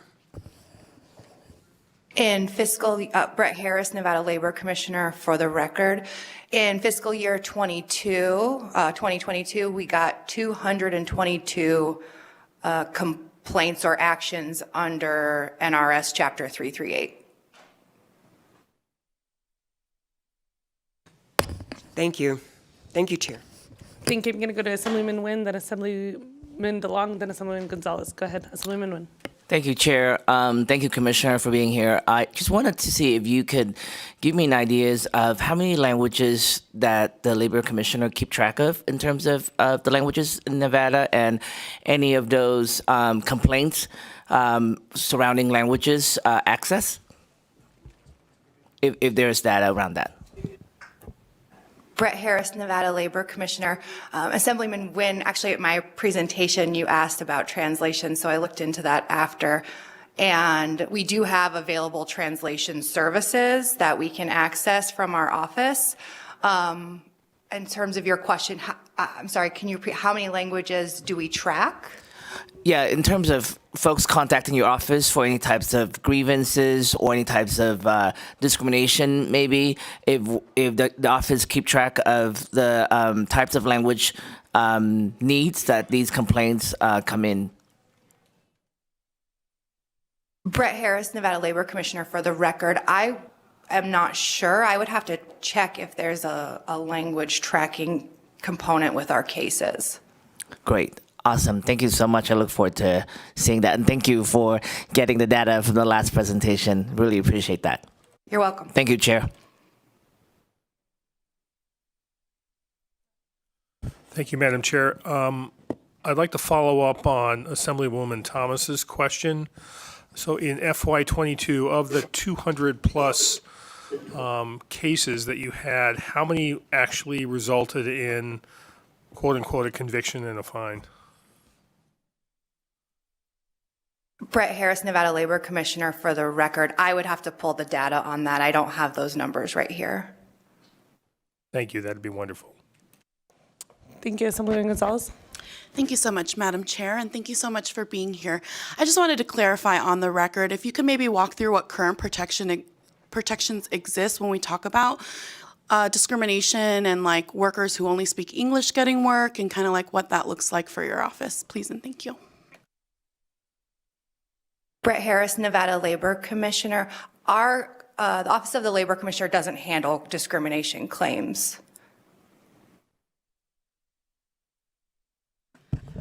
Do you know what office they're referred to? The EEOC, Brett Harris, Nevada Labor Commissioner, for the record. Thank you. Thank you. And I think that they could also be referred to NERC, the Nevada Equal Rights Commission, as well. EEOC obviously is the federal office, just for our committee members' sake. EEOC being the federal office and NERC being our state office. Thank you. I think that's all our questions for committee members, and thank you for making yourself available to us. Thank you, and thank you for clarifying that, Assemblywoman. No problem.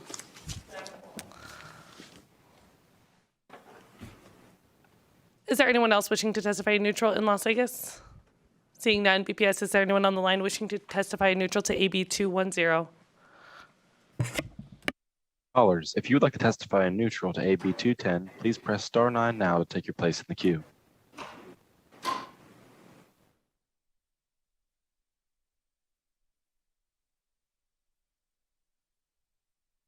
Chair, there are no callers choosing to testify at this time. Assemblyman Duran.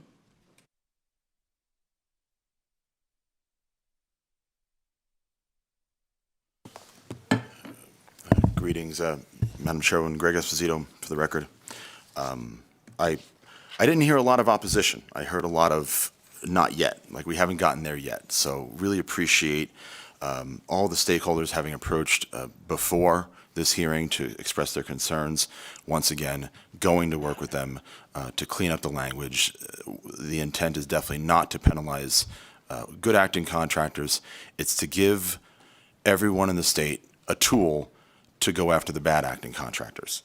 The only specific testimony I'd like to address is the handing out of the piece of paper that bad contractors won't do it.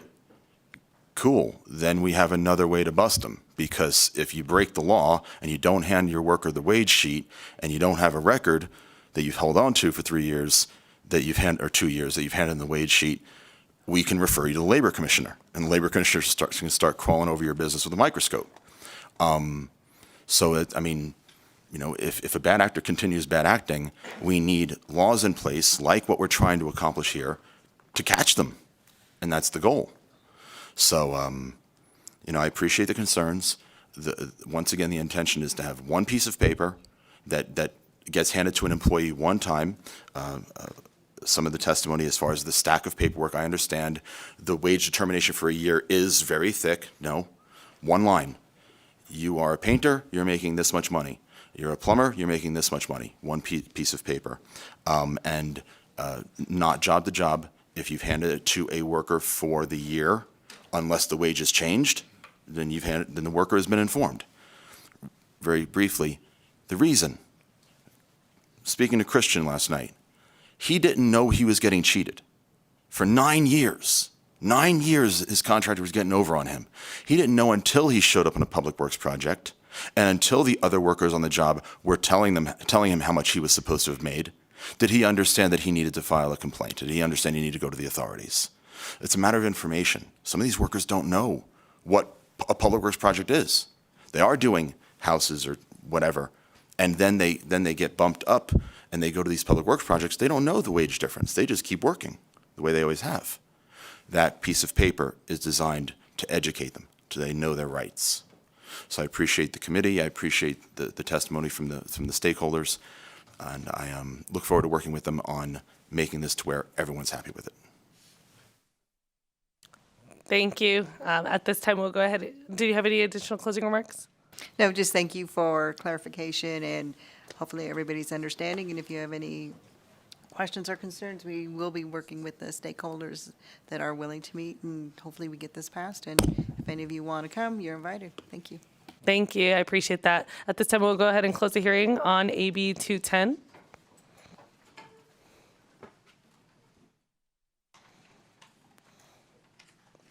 And we'll go ahead and open the hearing on AB 235, which revises provisions governing public works projects. And I know the bill sponsor is here, so whenever you all are ready.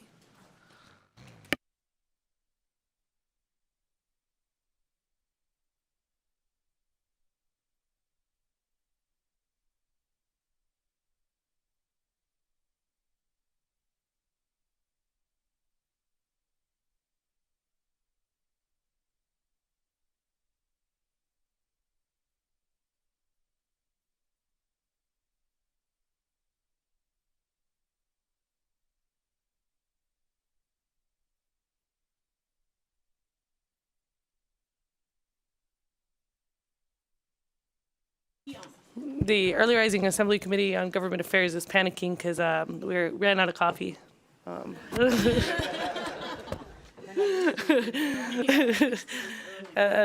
know, it's the hardest working committee, though, is ready whenever you are.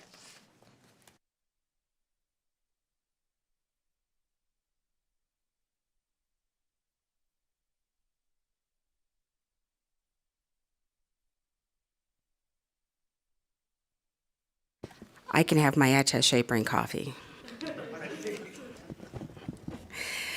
Good morning, Chair Torres and members of the Assembly Committee on Government Affairs. I am Assemblywoman Danielle Monroe Moreno, and I represent Assembly District 1, which is in Clark County.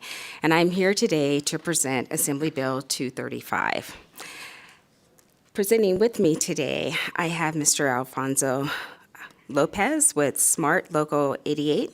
He's an organizer for that union, and Mr. Randy Saltero with Saltero Strategies. Also joining us in Las Vegas, just to answer questions, I have Mr. Kent Bosket and Mr. Steve Vanton, who are also with SMART. I'd like to provide to you today a brief overview of the bill as introduced and the proposed amendment before handing the presentation off to the gentleman joining me.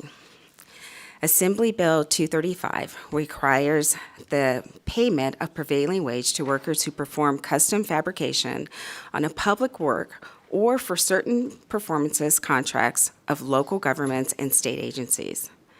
Custom fabrication is defined in subsection 5 of section 1 of AB 235 to mean the manufacture, assembly, or other production of any non-standard good or material that is manufactured, assembled, or otherwise produced for a specific public work. Subsection 17 of section 1 defines a non-standard good or material to include without limitation any non-standard good or material used in any of the following systems.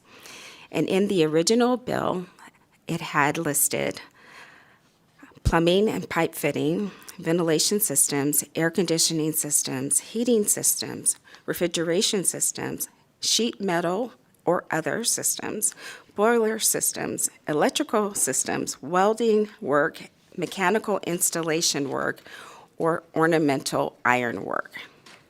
However, after a very comprehensive stakeholder meeting and numerous conversations post the stakeholder meeting, there's been a friendly amendment proposed, and I believe you all have a copy of that. And in that amendment, there is the deleted systems of refrigeration system, the boiler system, electrical system, welding work, mechanical installation work, and ornamental work. And I apologize, just going to interrupt to let committee members know that the amendment did go on Nellis this morning, so if you don't have it, you can find it. It should be posted now. Thank you. With the sheet metal, we removed duct systems and put other sheet metal products. We added to the language signage, illuminated and unilluminated signs. And with that, I will turn the presentation over to my co-presenters. Good morning, Madam Chair, members of the committee. For the record, Randy Saltero. Thank you for hearing this bill this morning. Just wanted to go over some of the parts of the bill. Many of you we have spoke with, actually all of you, except for Assemblywoman Taylor, which we have a meeting with you next week. We wanted to have the opportunity to kind of go over what we're trying to do here today, and you should all have a binder, which Mr. Lopez will go over with you when he takes over. I just wanted to go through part of the bill, especially in section 17. The words non-standard good or material. So what really this bill is trying to do is to, on a public works project, if you can perform that work as a contractor with any good or material that is standard, In other words, if you can buy it, if it's a catalog item. With many of you we were talking with, we used the Home Depot test as our litmus test to simplify it to say, if you can buy it at Home Depot, it doesn't count. It doesn't apply to this bill. This only is for specific things that cannot be purchased as a regular catalog item that will be going on to a public work.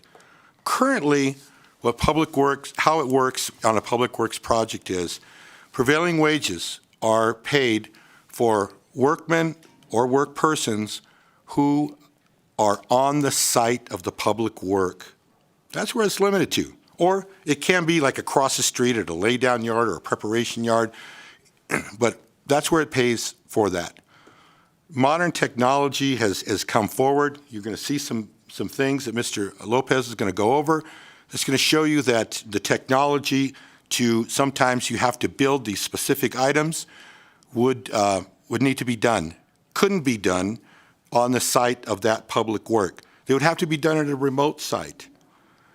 What we are saying with this bill is to extend that right for prevailing wage rates to be paid, not just exclusively on that site, but also on that remote site, that off-site location, if you will, if that product is a non-standard good or material. Not if you can buy it at Home Depot, but if it's a non-standard good or material.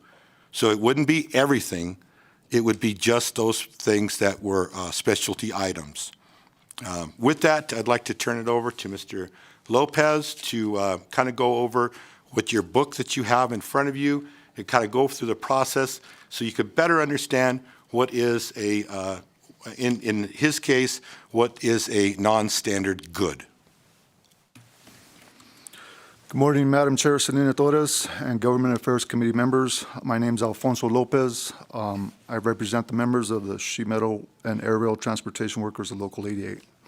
With over 36 years of experience in the sheet metal trade, I began my career working in a custom fabrication shop for my entire 5-year apprenticeship. I'm here today to explain to you the complex process to build various fittings in heating, ventilation, and air conditioning, and other sheet metal products. From the time this trade was created and throughout the 70s, skilled and trained journeymen and apprentices stood behind workbenches in what we call layout. And this is an example of what these guys did back in the day, laying out on a workbench in a shop. They used geometric and algebraic formulas to create these patterns from a flat piece of metal like I have here, and to build whatever fittings or ductwork that were detailed and drawn up from foremen out in the job sites. Moving forward from the 80s till present day, technology then took over, designing patterns using computer-aided drafting. I will now refer you guys to the binders. If you guys open the book, and you'll see on the front page, you can pull this sheet out. It has a picture of the various fittings that are done in ductwork systems. And if you start flipping through the pages, it shows you the patterns that are made through computer-aided drafting. This process cannot be done on the job. Like I say, it possibly can be done, but it's a long process to get these fittings implemented into the computer and put out. And once they are available, then they're taken over to a plasma table, which is then, which you'll see in the pictures after those patterns that I showed you. It's actually a plasma table. In that first picture, actually in the second picture, here in the binder, looking at this one here, it's a plasma table. That is a table that that flat sheets of metal are taken and rolled onto this table, and the patterns are burned out with that computer system. So once these patterns are burned out, then they are taken over throughout the shop and into mechanical type equipment, and they are either beaded, rolled, bent, whatever the case may be, to form what you see here sitting before you to come up with a finished product of fabrication. Let's see. The last page here we have in the booklet shows you a picture of a sample of what ductwork would look like in a CCSD, a higher education, or even any commercial public works project. So looking at, you can tell these are custom fabricated items here that, like I explained to you, goes through this long process, but this is something that would be very hard to do out in the job site. Can you imagine trying to set a lot of these heavy equipments? It takes a whole gigantic facility just to put the stuff in there, much less try to set up a temporary site across the street from a job site or even on the site. So it's literally a money saver for contractors to do it within a fabrication shop. In closing, I would just like to state that AB 235 only pertains to goods and materials that are strictly that are not bought in a Lowe's, Home Depot, or any type of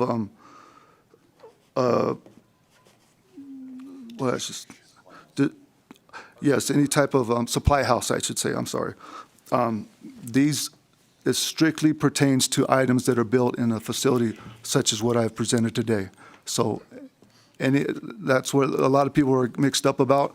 They think that, just because if they buy something from Lowe's or Home Depot or any supply house, that they will be stuck in this. This does not include them whatsoever. So other than that, if you guys have any questions for myself or for my counterparts down in Las Vegas, we're open to any questions. Thank you. Thank you. At this time, members, any questions?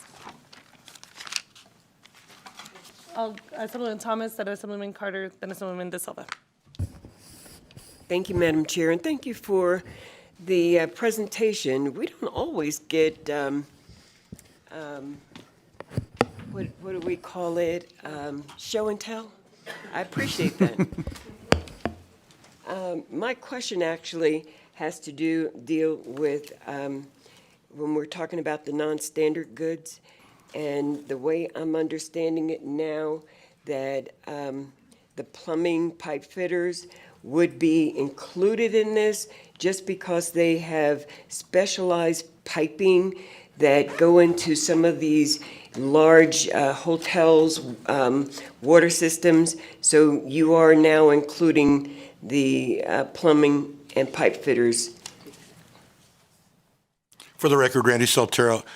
Yes, Assemblywoman, we are including the plumbing and pipe fitting. I think that you may hear from a representative from their organization that will describe exactly what you're asking for is the type of work that they do. I think it pertains partially to maybe a clean room application where you have to have you have to enclose something so there's like zero contamination and stuff like that. So, which have to be in a controlled situation, not necessarily on a job site. Thank you. And follow-up, Chair, please. All right, so now let's get back to that specialized workforce that you were describing, that you have to actually go off-site to get something built where you would use for air conditioning and heating, where this would be like a small business contractor that would specialize in I think their ability to create off-site something that you need for a building. Alfonso Lopez for the record. We have 6 different fabrication shops in the Las Vegas area. Right now, there's currently actually a guy that works out of his house doing a prevailing wage job right now as we speak, and he ordered from one of our contractors. So the possibilities of a small contractor not being left out of this process is not even near the truth. So thank you. Thank you. Thank you, Madam Chair. Thank you. Thank you, Assemblyman Carter. Yeah, my concern is why the narrowing? We saw in the building, I remember it made the news quite specifically on the building of Allegiant Stadium, where we had the iron contractor trans-shipping supplies out of our state across the state line to Arizona, building the trusses to avoid prevailing wage and then bringing them back in. We also see the same thing happen on power plants, like one that just got approved for MV Energy yesterday, where They export all of the electrical equipment either across the state line or across the border into Mexico and have the control shacks and inverter skids and stuff like that prefabricated either out of state or out of the country. Why are those being excluded here? For the record, Randy Saltero, I don't believe that any of that would be excluded. Well, let me back up. It's not included in this bill because actually that's already part of law, that prevailing wage, if we have an opinion, we have a legal opinion that shows, and we're going to ask for a concurrence with LCB, that on a public works project, if you choose to go out of state, choose to go out of state and have something manufactured, if it's to go onto a public works project, you need to ensure that that product is made using Nevada's prevailing wage rate. If you don't, then that product could not be allowed to be going onto that project. That's what we understand to be how the current law provides. If that's not happening, I think that's a problem. But that's not addressed in this bill. That's current law. We're not here to change, any law or start any law like that. It already exists. So that's why it's not included in this, because it is as we understand, currently how it's done. Vice Chair Duran, go ahead. Councilwoman Carter first.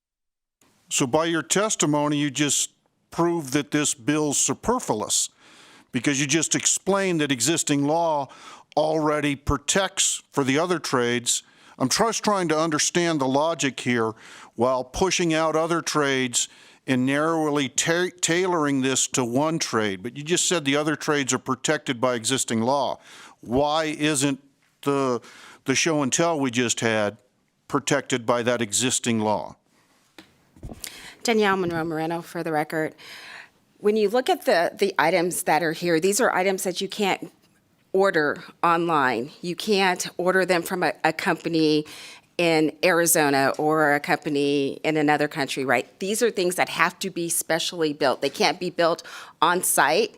It has been done where you have to bring a huge tent and bring the equipment out to the site to do that. These are specially made, fabricated items. If they are made currently off-site by the steel workers, then the prevailing wage does not apply. So we're trying to close that loophole. In our stakeholder meetings, we heard from people that may come up to the table that the items that they built aren't items that have these specialized fabrications. So that's why they were taken out of this language. It's closing the loophole that's in the current law. Thank you, Vice Chair Duran. Just clarification, and maybe this is something, is following up with my Assemblyman Carter's question, is this something in what Mr. Saltaro said concerning the interstate commerce protection for bringing supplies in?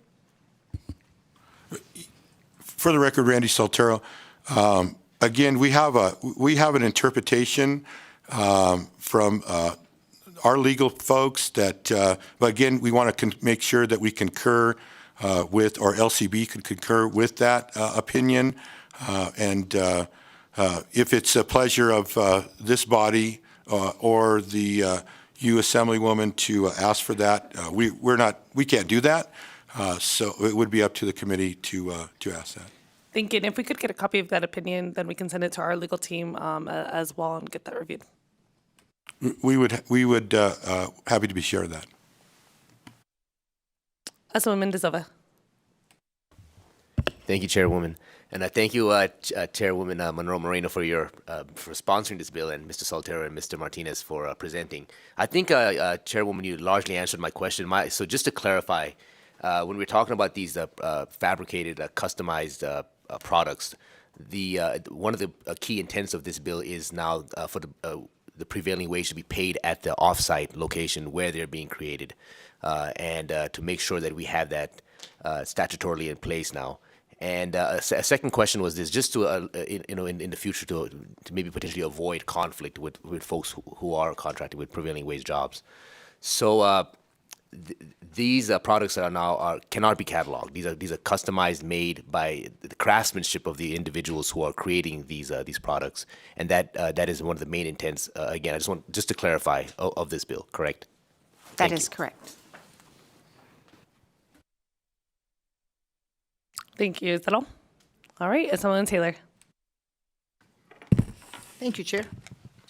Thank you, Assemblywoman and presenters, for bringing this forward. Just a question from a management standpoint. Did you get any feedback from the stakeholders on the challenge they have with some workers making prevailing wage and some workers not making prevailing wage, and they're working on the same job even though they're doing different things? Did you get any feedback on any kind of impact from that? Danielle Monroe Moreno, I will take a shot at that, and then I will pass it on. In the stakeholder meeting, we got a lot of feedback, but this bill pertains to public works jobs, and those are prevailing wage jobs, so there shouldn't be workers that are not making prevailing wage on those public works jobs. And with that feedback also led to the amendment that you saw, removing some of the systems because they do not do that. They can buy their tools and equipment that they need for their jobs, catalog. And we want to encourage businesses to grow in the state, especially small businesses, and they have every right to get the lowest bid that they can for the products that they're doing to do the jobs. This just simply for those prevailing wage jobs on public work sites. For the record, Randy Saltero, to your question, Assemblywoman Taylor, we did hear from stakeholders that were concerned about having to manage or tracking the hours that would be working, say, on prevailing wage items that they were producing versus non-prevailing wage work items that they were producing. And so it would, we understand and we are cognizant of the reality that you would have to, as a business owner, you would have to track those workers. We also understand that there's businesses that we're familiar with that do track those things. If they're in the shop, they actually find that it's easier to track what those folks are doing because they're working on pieces individually. On the job site, they are working the entire time on there, but we believe that it is part of the cost of doing business is to tracking what your employees are doing. And without that being such a radical idea in order to pay them correctly. We are cognizant of those concerns from some of the stakeholders that came through, and we understand their position. But it's manageable, so it sounds like it's something that's manageable. You may hear that it is, you may hear that it's not. I'm sorry, for the record, Randy Saltero, you may hear it is, or you may hear that it's not. I think that would be up to the preference or the opinion of individual contractors. I appreciate that. Thank you. And thank you, Chair, for the follow-up. Thank you so much. Thank you. Thank you. Members, any additional questions? Seeing none, I will invite anyone wishing to testify in support of AB 235.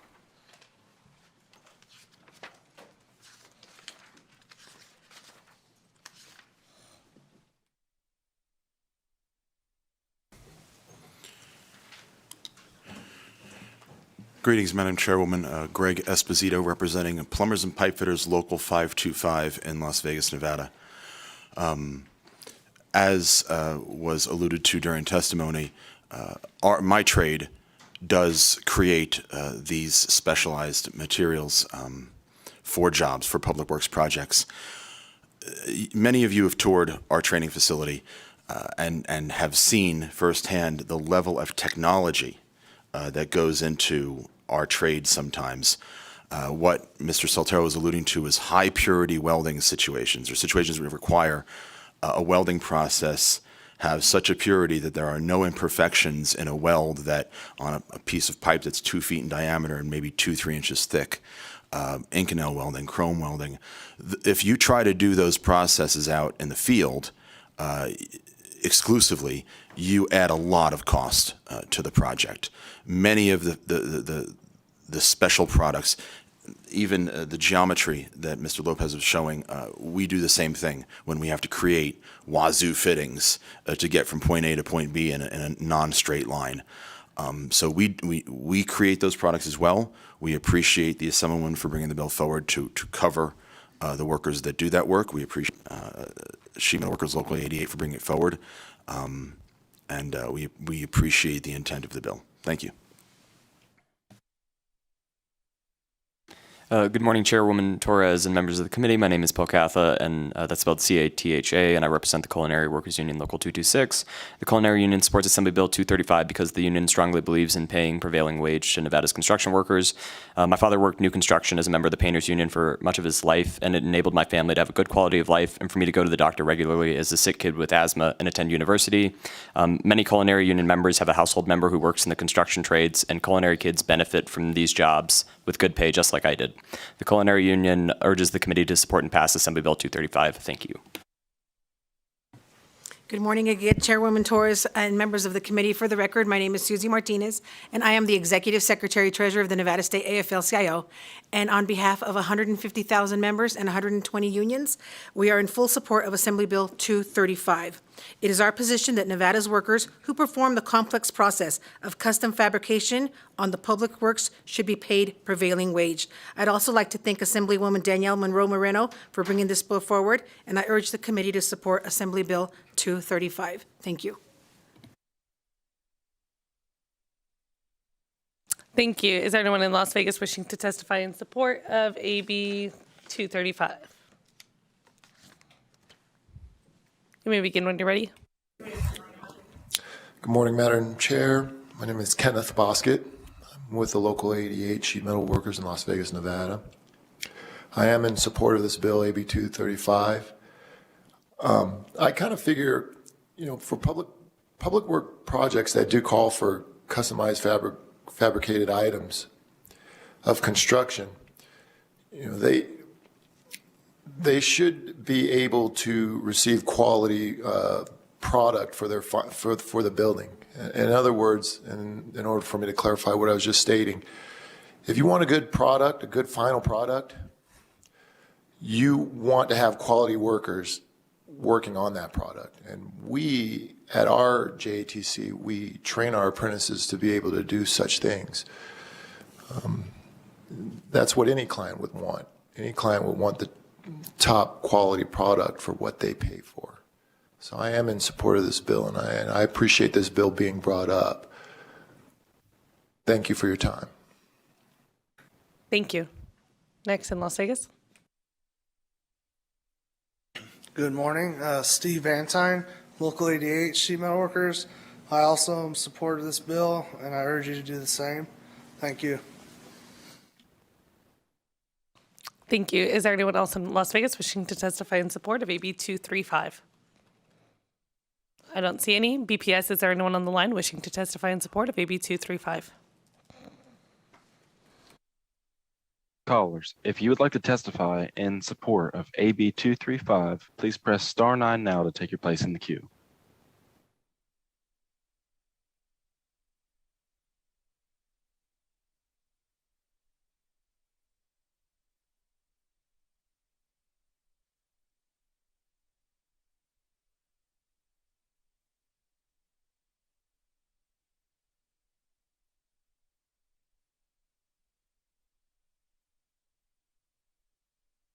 Caller, you are unmuted on our end. You may have to unmute your microphone.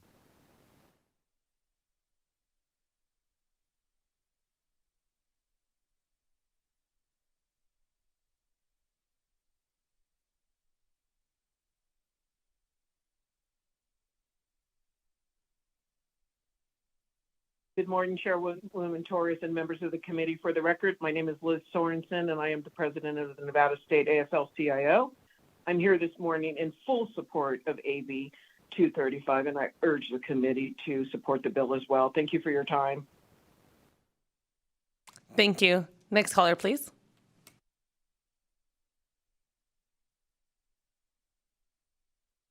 Hello. Good morning, my Chairman Torres and members of the committee. For the record, my name is Rita Weishar, and I'm in full support of Assembly Bill 235 and urge the committee to support it as well. Thank you. Thank you. Next caller.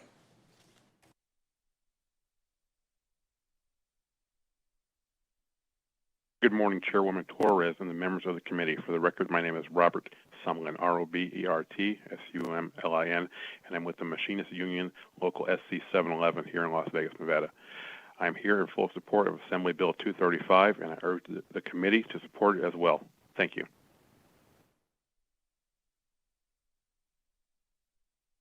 Thank you. Next Chair, caller. there are no more callers choosing to testify at this time. Thank you. At this time, I'll invite anyone wishing to testify in opposition to AB 235. I'm sure there'll be some familiar faces. Thank you. Excuse me. Thank you, Madam Chair, members of the committee. Warren Hardy, today again representing the Urban Consortium, which is the cities of Las Vegas, Henderson, Reno, Sparks, and North Las Vegas, and the associated builders and contractors. It's uncomfortable to be up here in opposition, but per the committee rules, I have to be because the bill needs a little bit of work. I really appreciate Assemblyman Moreno bringing this bill forward because, you know, I'm unaware of anybody who disagrees that if something is manufactured specifically for a public works job, that the payment of prevailing wage should occur. This session represents the 32nd year I've been working on this issue of on-site, off-site fabrication. Years ago, we talked about whether it should be paid to people in the fuel trucks that come in and refuel the equipment and lube the trucks, those sorts of things. And we struck on a pretty good balance that lasted about 10 years. I do understand the complexity that Mr. Lopez described of these things that are fabricated specifically for projects. The devil's always in the details. I'm one of the ones that brought up the issue of the Interstate Commerce Clause and how we as local governments can enforce if a prevailing wage item is fabricated out of state. As Mr. Saltero said, according to his legal opinion, which I'm anxious to get an answer to because that will inform our ultimate position on this, if the requirement is to pay prevailing wage, we still have to enforce it. And as local governments, we have no authority or jurisdiction to enforce prevailing wage laws in Arizona or California or Utah, which my friends in labor tell me that a lot of these things are manufactured out of state. That's our challenge. No question, no argument with the notion and the idea that the prevailing wage ought to be paid on those, but how do we enforce that? I think violation of prevailing wage is a serious thing, and there's serious penalties for it. And so we need to just make certain that we understand how the enforcement is going to occur, because there are challenges, right? I mean, we talked about just saying, well, this applies to local fabrication only, which is easy because then we can enforce it. However, that then creates an incentive that I think somebody on the committee addressed to go out of state to avoid these laws. And going out of state to avoid these laws, prevailing wage laws, are and should be very seriously dealt with. So again, no opposition to what we're trying to accomplish here, but we are concerned about our ability to enforce, and my contractors are also very concerned about the liability they have if those things aren't enforced. So I can look forward to continuing to work with the sponsor. She has been, as always, wonderful to work with, and will continue to work. The central issue is the answer to that interstate commerce and the enforcement of prevailing wage in other states. That's a central issue for us, and once that's resolved, I'm sure we can come to an agreement on this bill. Thank you, Madam Chair. Good morning. Ann Barnett for the record, Nevada Contractors Association, representing over 450 construction company members, primarily in Southern Nevada. Concerning AB 235, NCA has discussed potential concerns of the bill's components. We are appreciative of the stakeholder meeting where several of our contractors voiced concerns, those copying what Mr. Hardy addressed. We are looking forward to the amendment, hoping for clarity and future work with the bill sponsor. Thank you. Good morning, Madam Chair. Paul Maratkin with the Vegas Chamber. The Chamber is opposed to the bill as written. However, we have been in communication with the bill sponsor.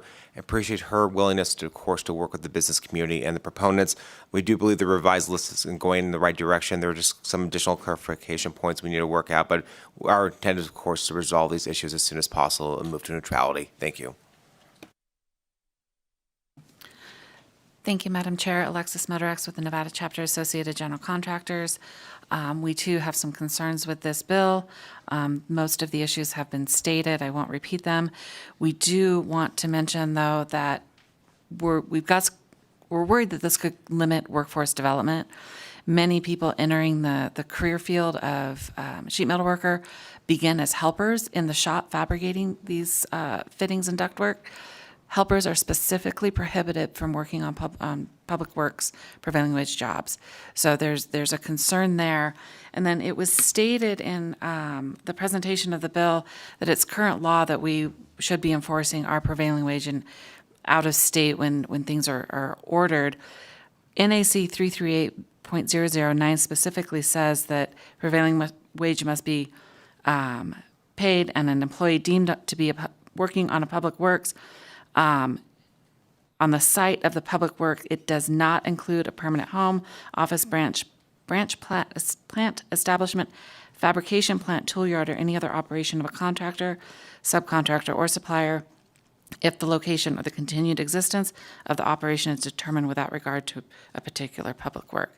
So that is an inaccurate statement, and we too look forward to that legal opinion on the Commerce Clause.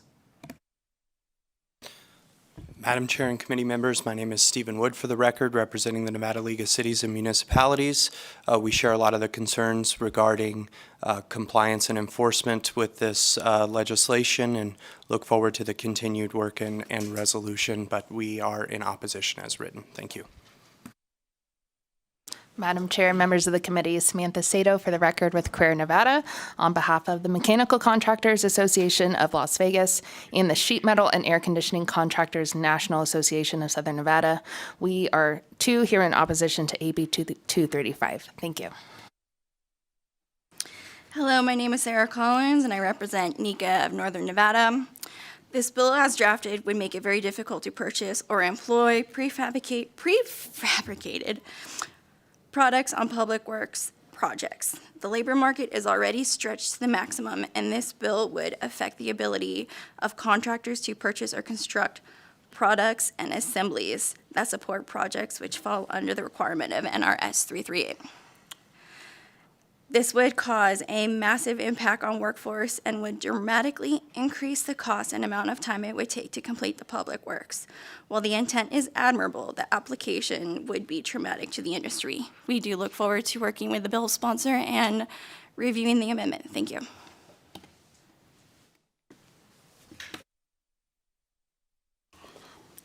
Hello, Madam Chair and Committee. Thank you for having me today. I'm Joe Bingham, owner of Mount Rose Heating and Air Conditioning and a proud member of Sheet Metal Union Local 26 for the past 43 years. We are signatory with both mechanical unions in Northern Nevada. As an owner member, I try to look out for my union brothers and sisters, along with the industry as a whole. And looking at this bill, my first thoughts were, how in the world would we be able to keep track of all these hours? We're fabricating as many as 30 or more different jobs per day, along with loading, unloading trucks, and other duties. This would be a reporting nightmare. As a Nevada contractor, we'd be at a disadvantage compared to out-of-state contractors who could easily not report properly or just buy out of state. There are way more sophisticated suppliers out there that would offer way more products than just a Home Depot. Discussing earlier this week, as of just 3 days ago, both local unions knew little or nothing of this bill. It is my opinion that AB 235 would not benefit my union brothers and sisters, and if anything, it would be harmful in the fact that entry-level positions as helpers or market techs would be eliminated. These people are the future of our industry. This bill sure didn't appear to be an issue with the local unions. It would be an extreme burden on contractors. It would also cost taxpayers more money in these projects and add more burden to the state labor commissioner. This bill would be bad for the industry, bad for Nevada, and I oppose this bill. Thank you. Good morning, Madam Chair. My name is Jarrett Rosenau. I'm here representing Nevada AGC and Clark Sullivan Construction. We're a general contractor headquartered in Sparks, Nevada. Just to mirror the previous testimony, this bill will increase cost of public works for all the reasons mentioned. After hearing the presentation of the bill, I'd just like to offer, I was part of the stakeholder meeting on Friday, and I do appreciate the show and tell. And there is a lot of, thought and detail put into these kinds of things. But as Joe stated, there's such a national and global relationship now with construction, even in Nevada, that even though that piece may be completely custom today, you could draw it up and detail it and send it off to a custom fabrication shop. And now you've taken a non-standard item and now it's a standard item. So after the stakeholder meeting, there seemed to be a lot of things that were stripped out of this that are no longer participating, like a boiler. I mean, I honestly can't think of anything more custom than a boiler. And a boiler that's going into a state public works project where we have very complicated mechanical, electrical, and plumbing systems.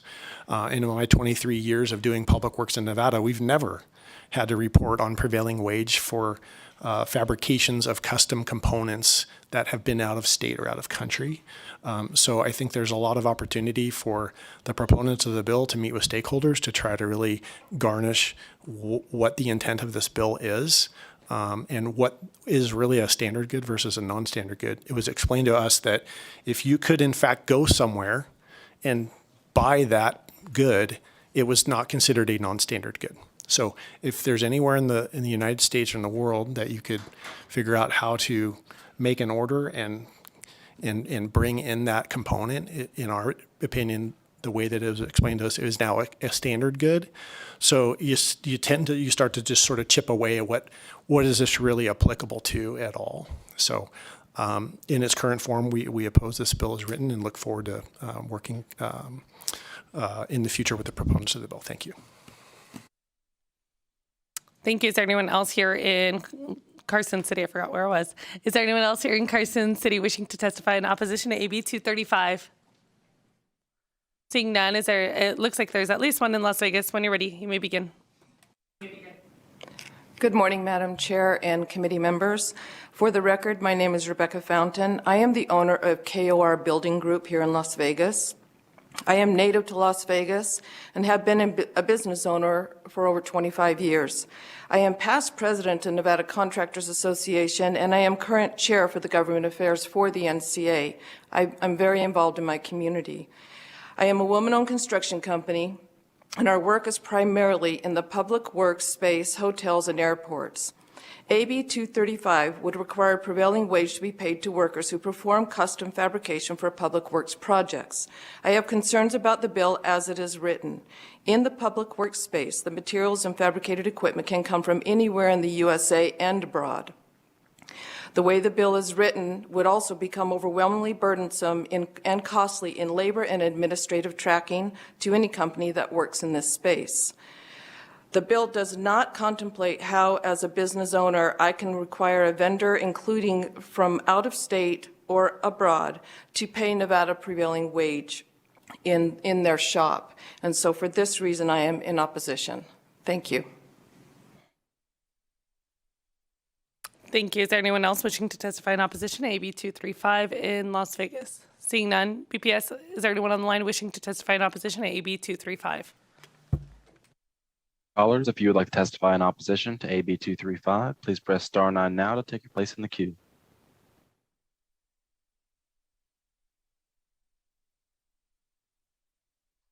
Chair, there are no callers choosing to testify at this time. Thank you. Is there anyone here in Carson City or in Las Vegas wishing to testify neutral to AB 235? When you're ready.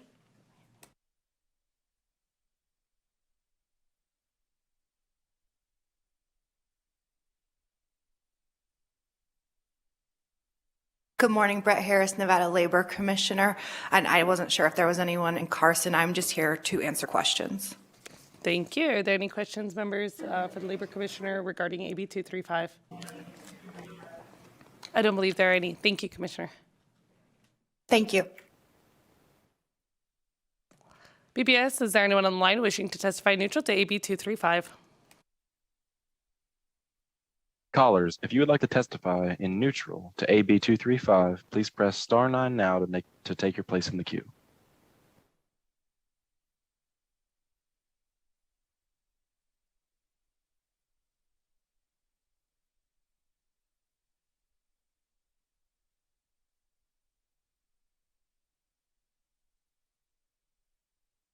Hello, my name is John Carlo, the young gentleman from Las Vegas, and I would like to start my speech by saying, let's start manufacturing in Las Vegas and in all of Nevada. Nevada has some of the highest unemployment rates in America, and we could possibly be going into the next recession. You guys have heard about the banks failing. And then in COVID, we also had the largest number of job losses in the whole United States. And there are parts of the bill that I really like because I know about manufacturing steel and other building trades. I've actually worked in non-union and union jobs, and I have seen illegal immigrants on public works. And I personally am American who have had family that fought for this country. And it's a whole different thing. I believe that these jobs should be going to American people. The manufacturing shouldn't be going to other states and out of the country.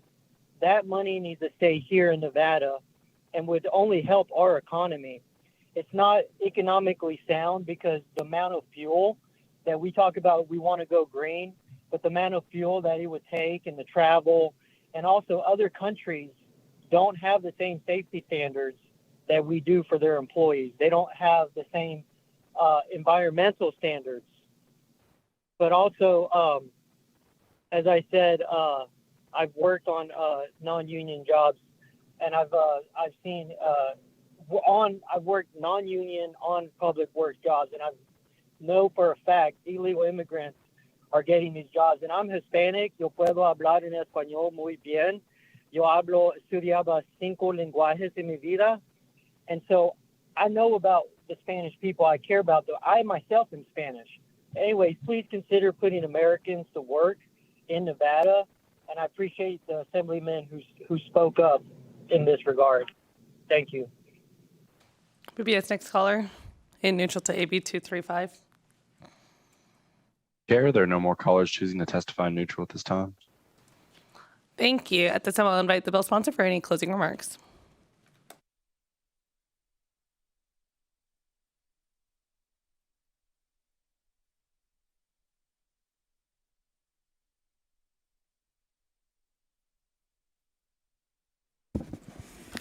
Danielle Monroe Moreno for the record. Thank you, Madam Chair and Committee, for hearing our bill. Please look over the presentation materials you received. I thank the people who spoke up in support and in opposition. It's kind of funny, we heard 3 bills in this committee today and a lot of the same opposition on all 3 bills. I agree with the last caller on one thing. We're coming out of a pandemic situation, and we saw how America was lacking in so many areas because we depend on foreign trade. If we can build things here in America, by American, build in Nevada and by Nevadan, we would all prosper. I too have been a small business owner and truly support small business and do not want to do anything that would hinder small business, but I also want to make sure that workers, no matter what industry that you're in, are paid a fair, livable wage. And if you're working on a public work site, that you're paid at prevailing wage, and any materials going into those work sites should be paid at that wage. Thank you, Madam Chair. And I hope that we earn your support. We will continue working with the stakeholders on this bill to address the questions that they voiced today.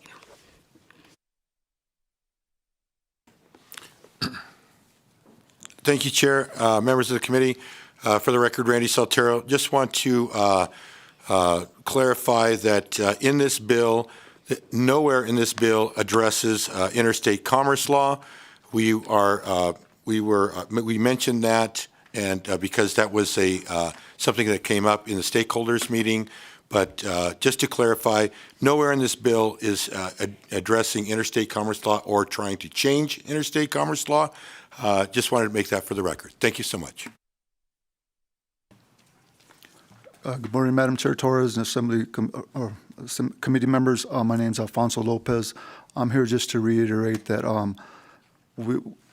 we've already received fiscal notes of the amount of zero. It's not going to cost any additional money. The one complaint that's trending is more admin, more office work, but that's such a small cost to do business, to earn the money that's being put out on these prevailing wage projects. Just a little bit of admin work is all it's going to take, and that's all we have for now. Thank you. Thank you. At this time, we'll close the hearing on AB 235. And we will open it for public comment.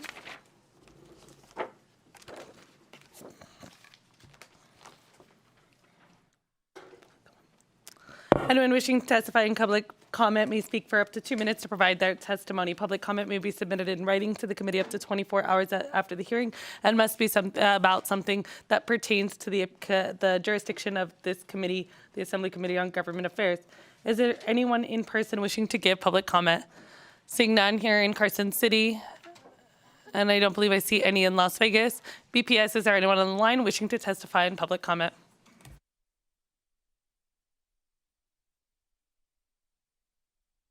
Callers, if you would like to provide public comment, please press star 9 to take your place in the queue.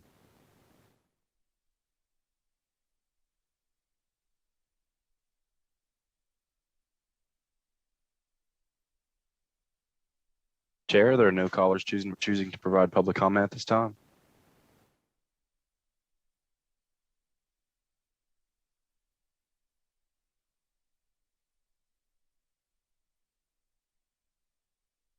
At the end? I don't think so. He had nothing to add, but Assemblymember MacArthur and our brains started to sync, and so now we're actually wearing the same color every day without planning it. So good work, Assemblymember MacArthur. Just a reminder to the committee, we will not be meeting tomorrow, and the agenda for next week will be posted shortly. But I would just be looking for that tomorrow. At this time, the meeting is adjourned.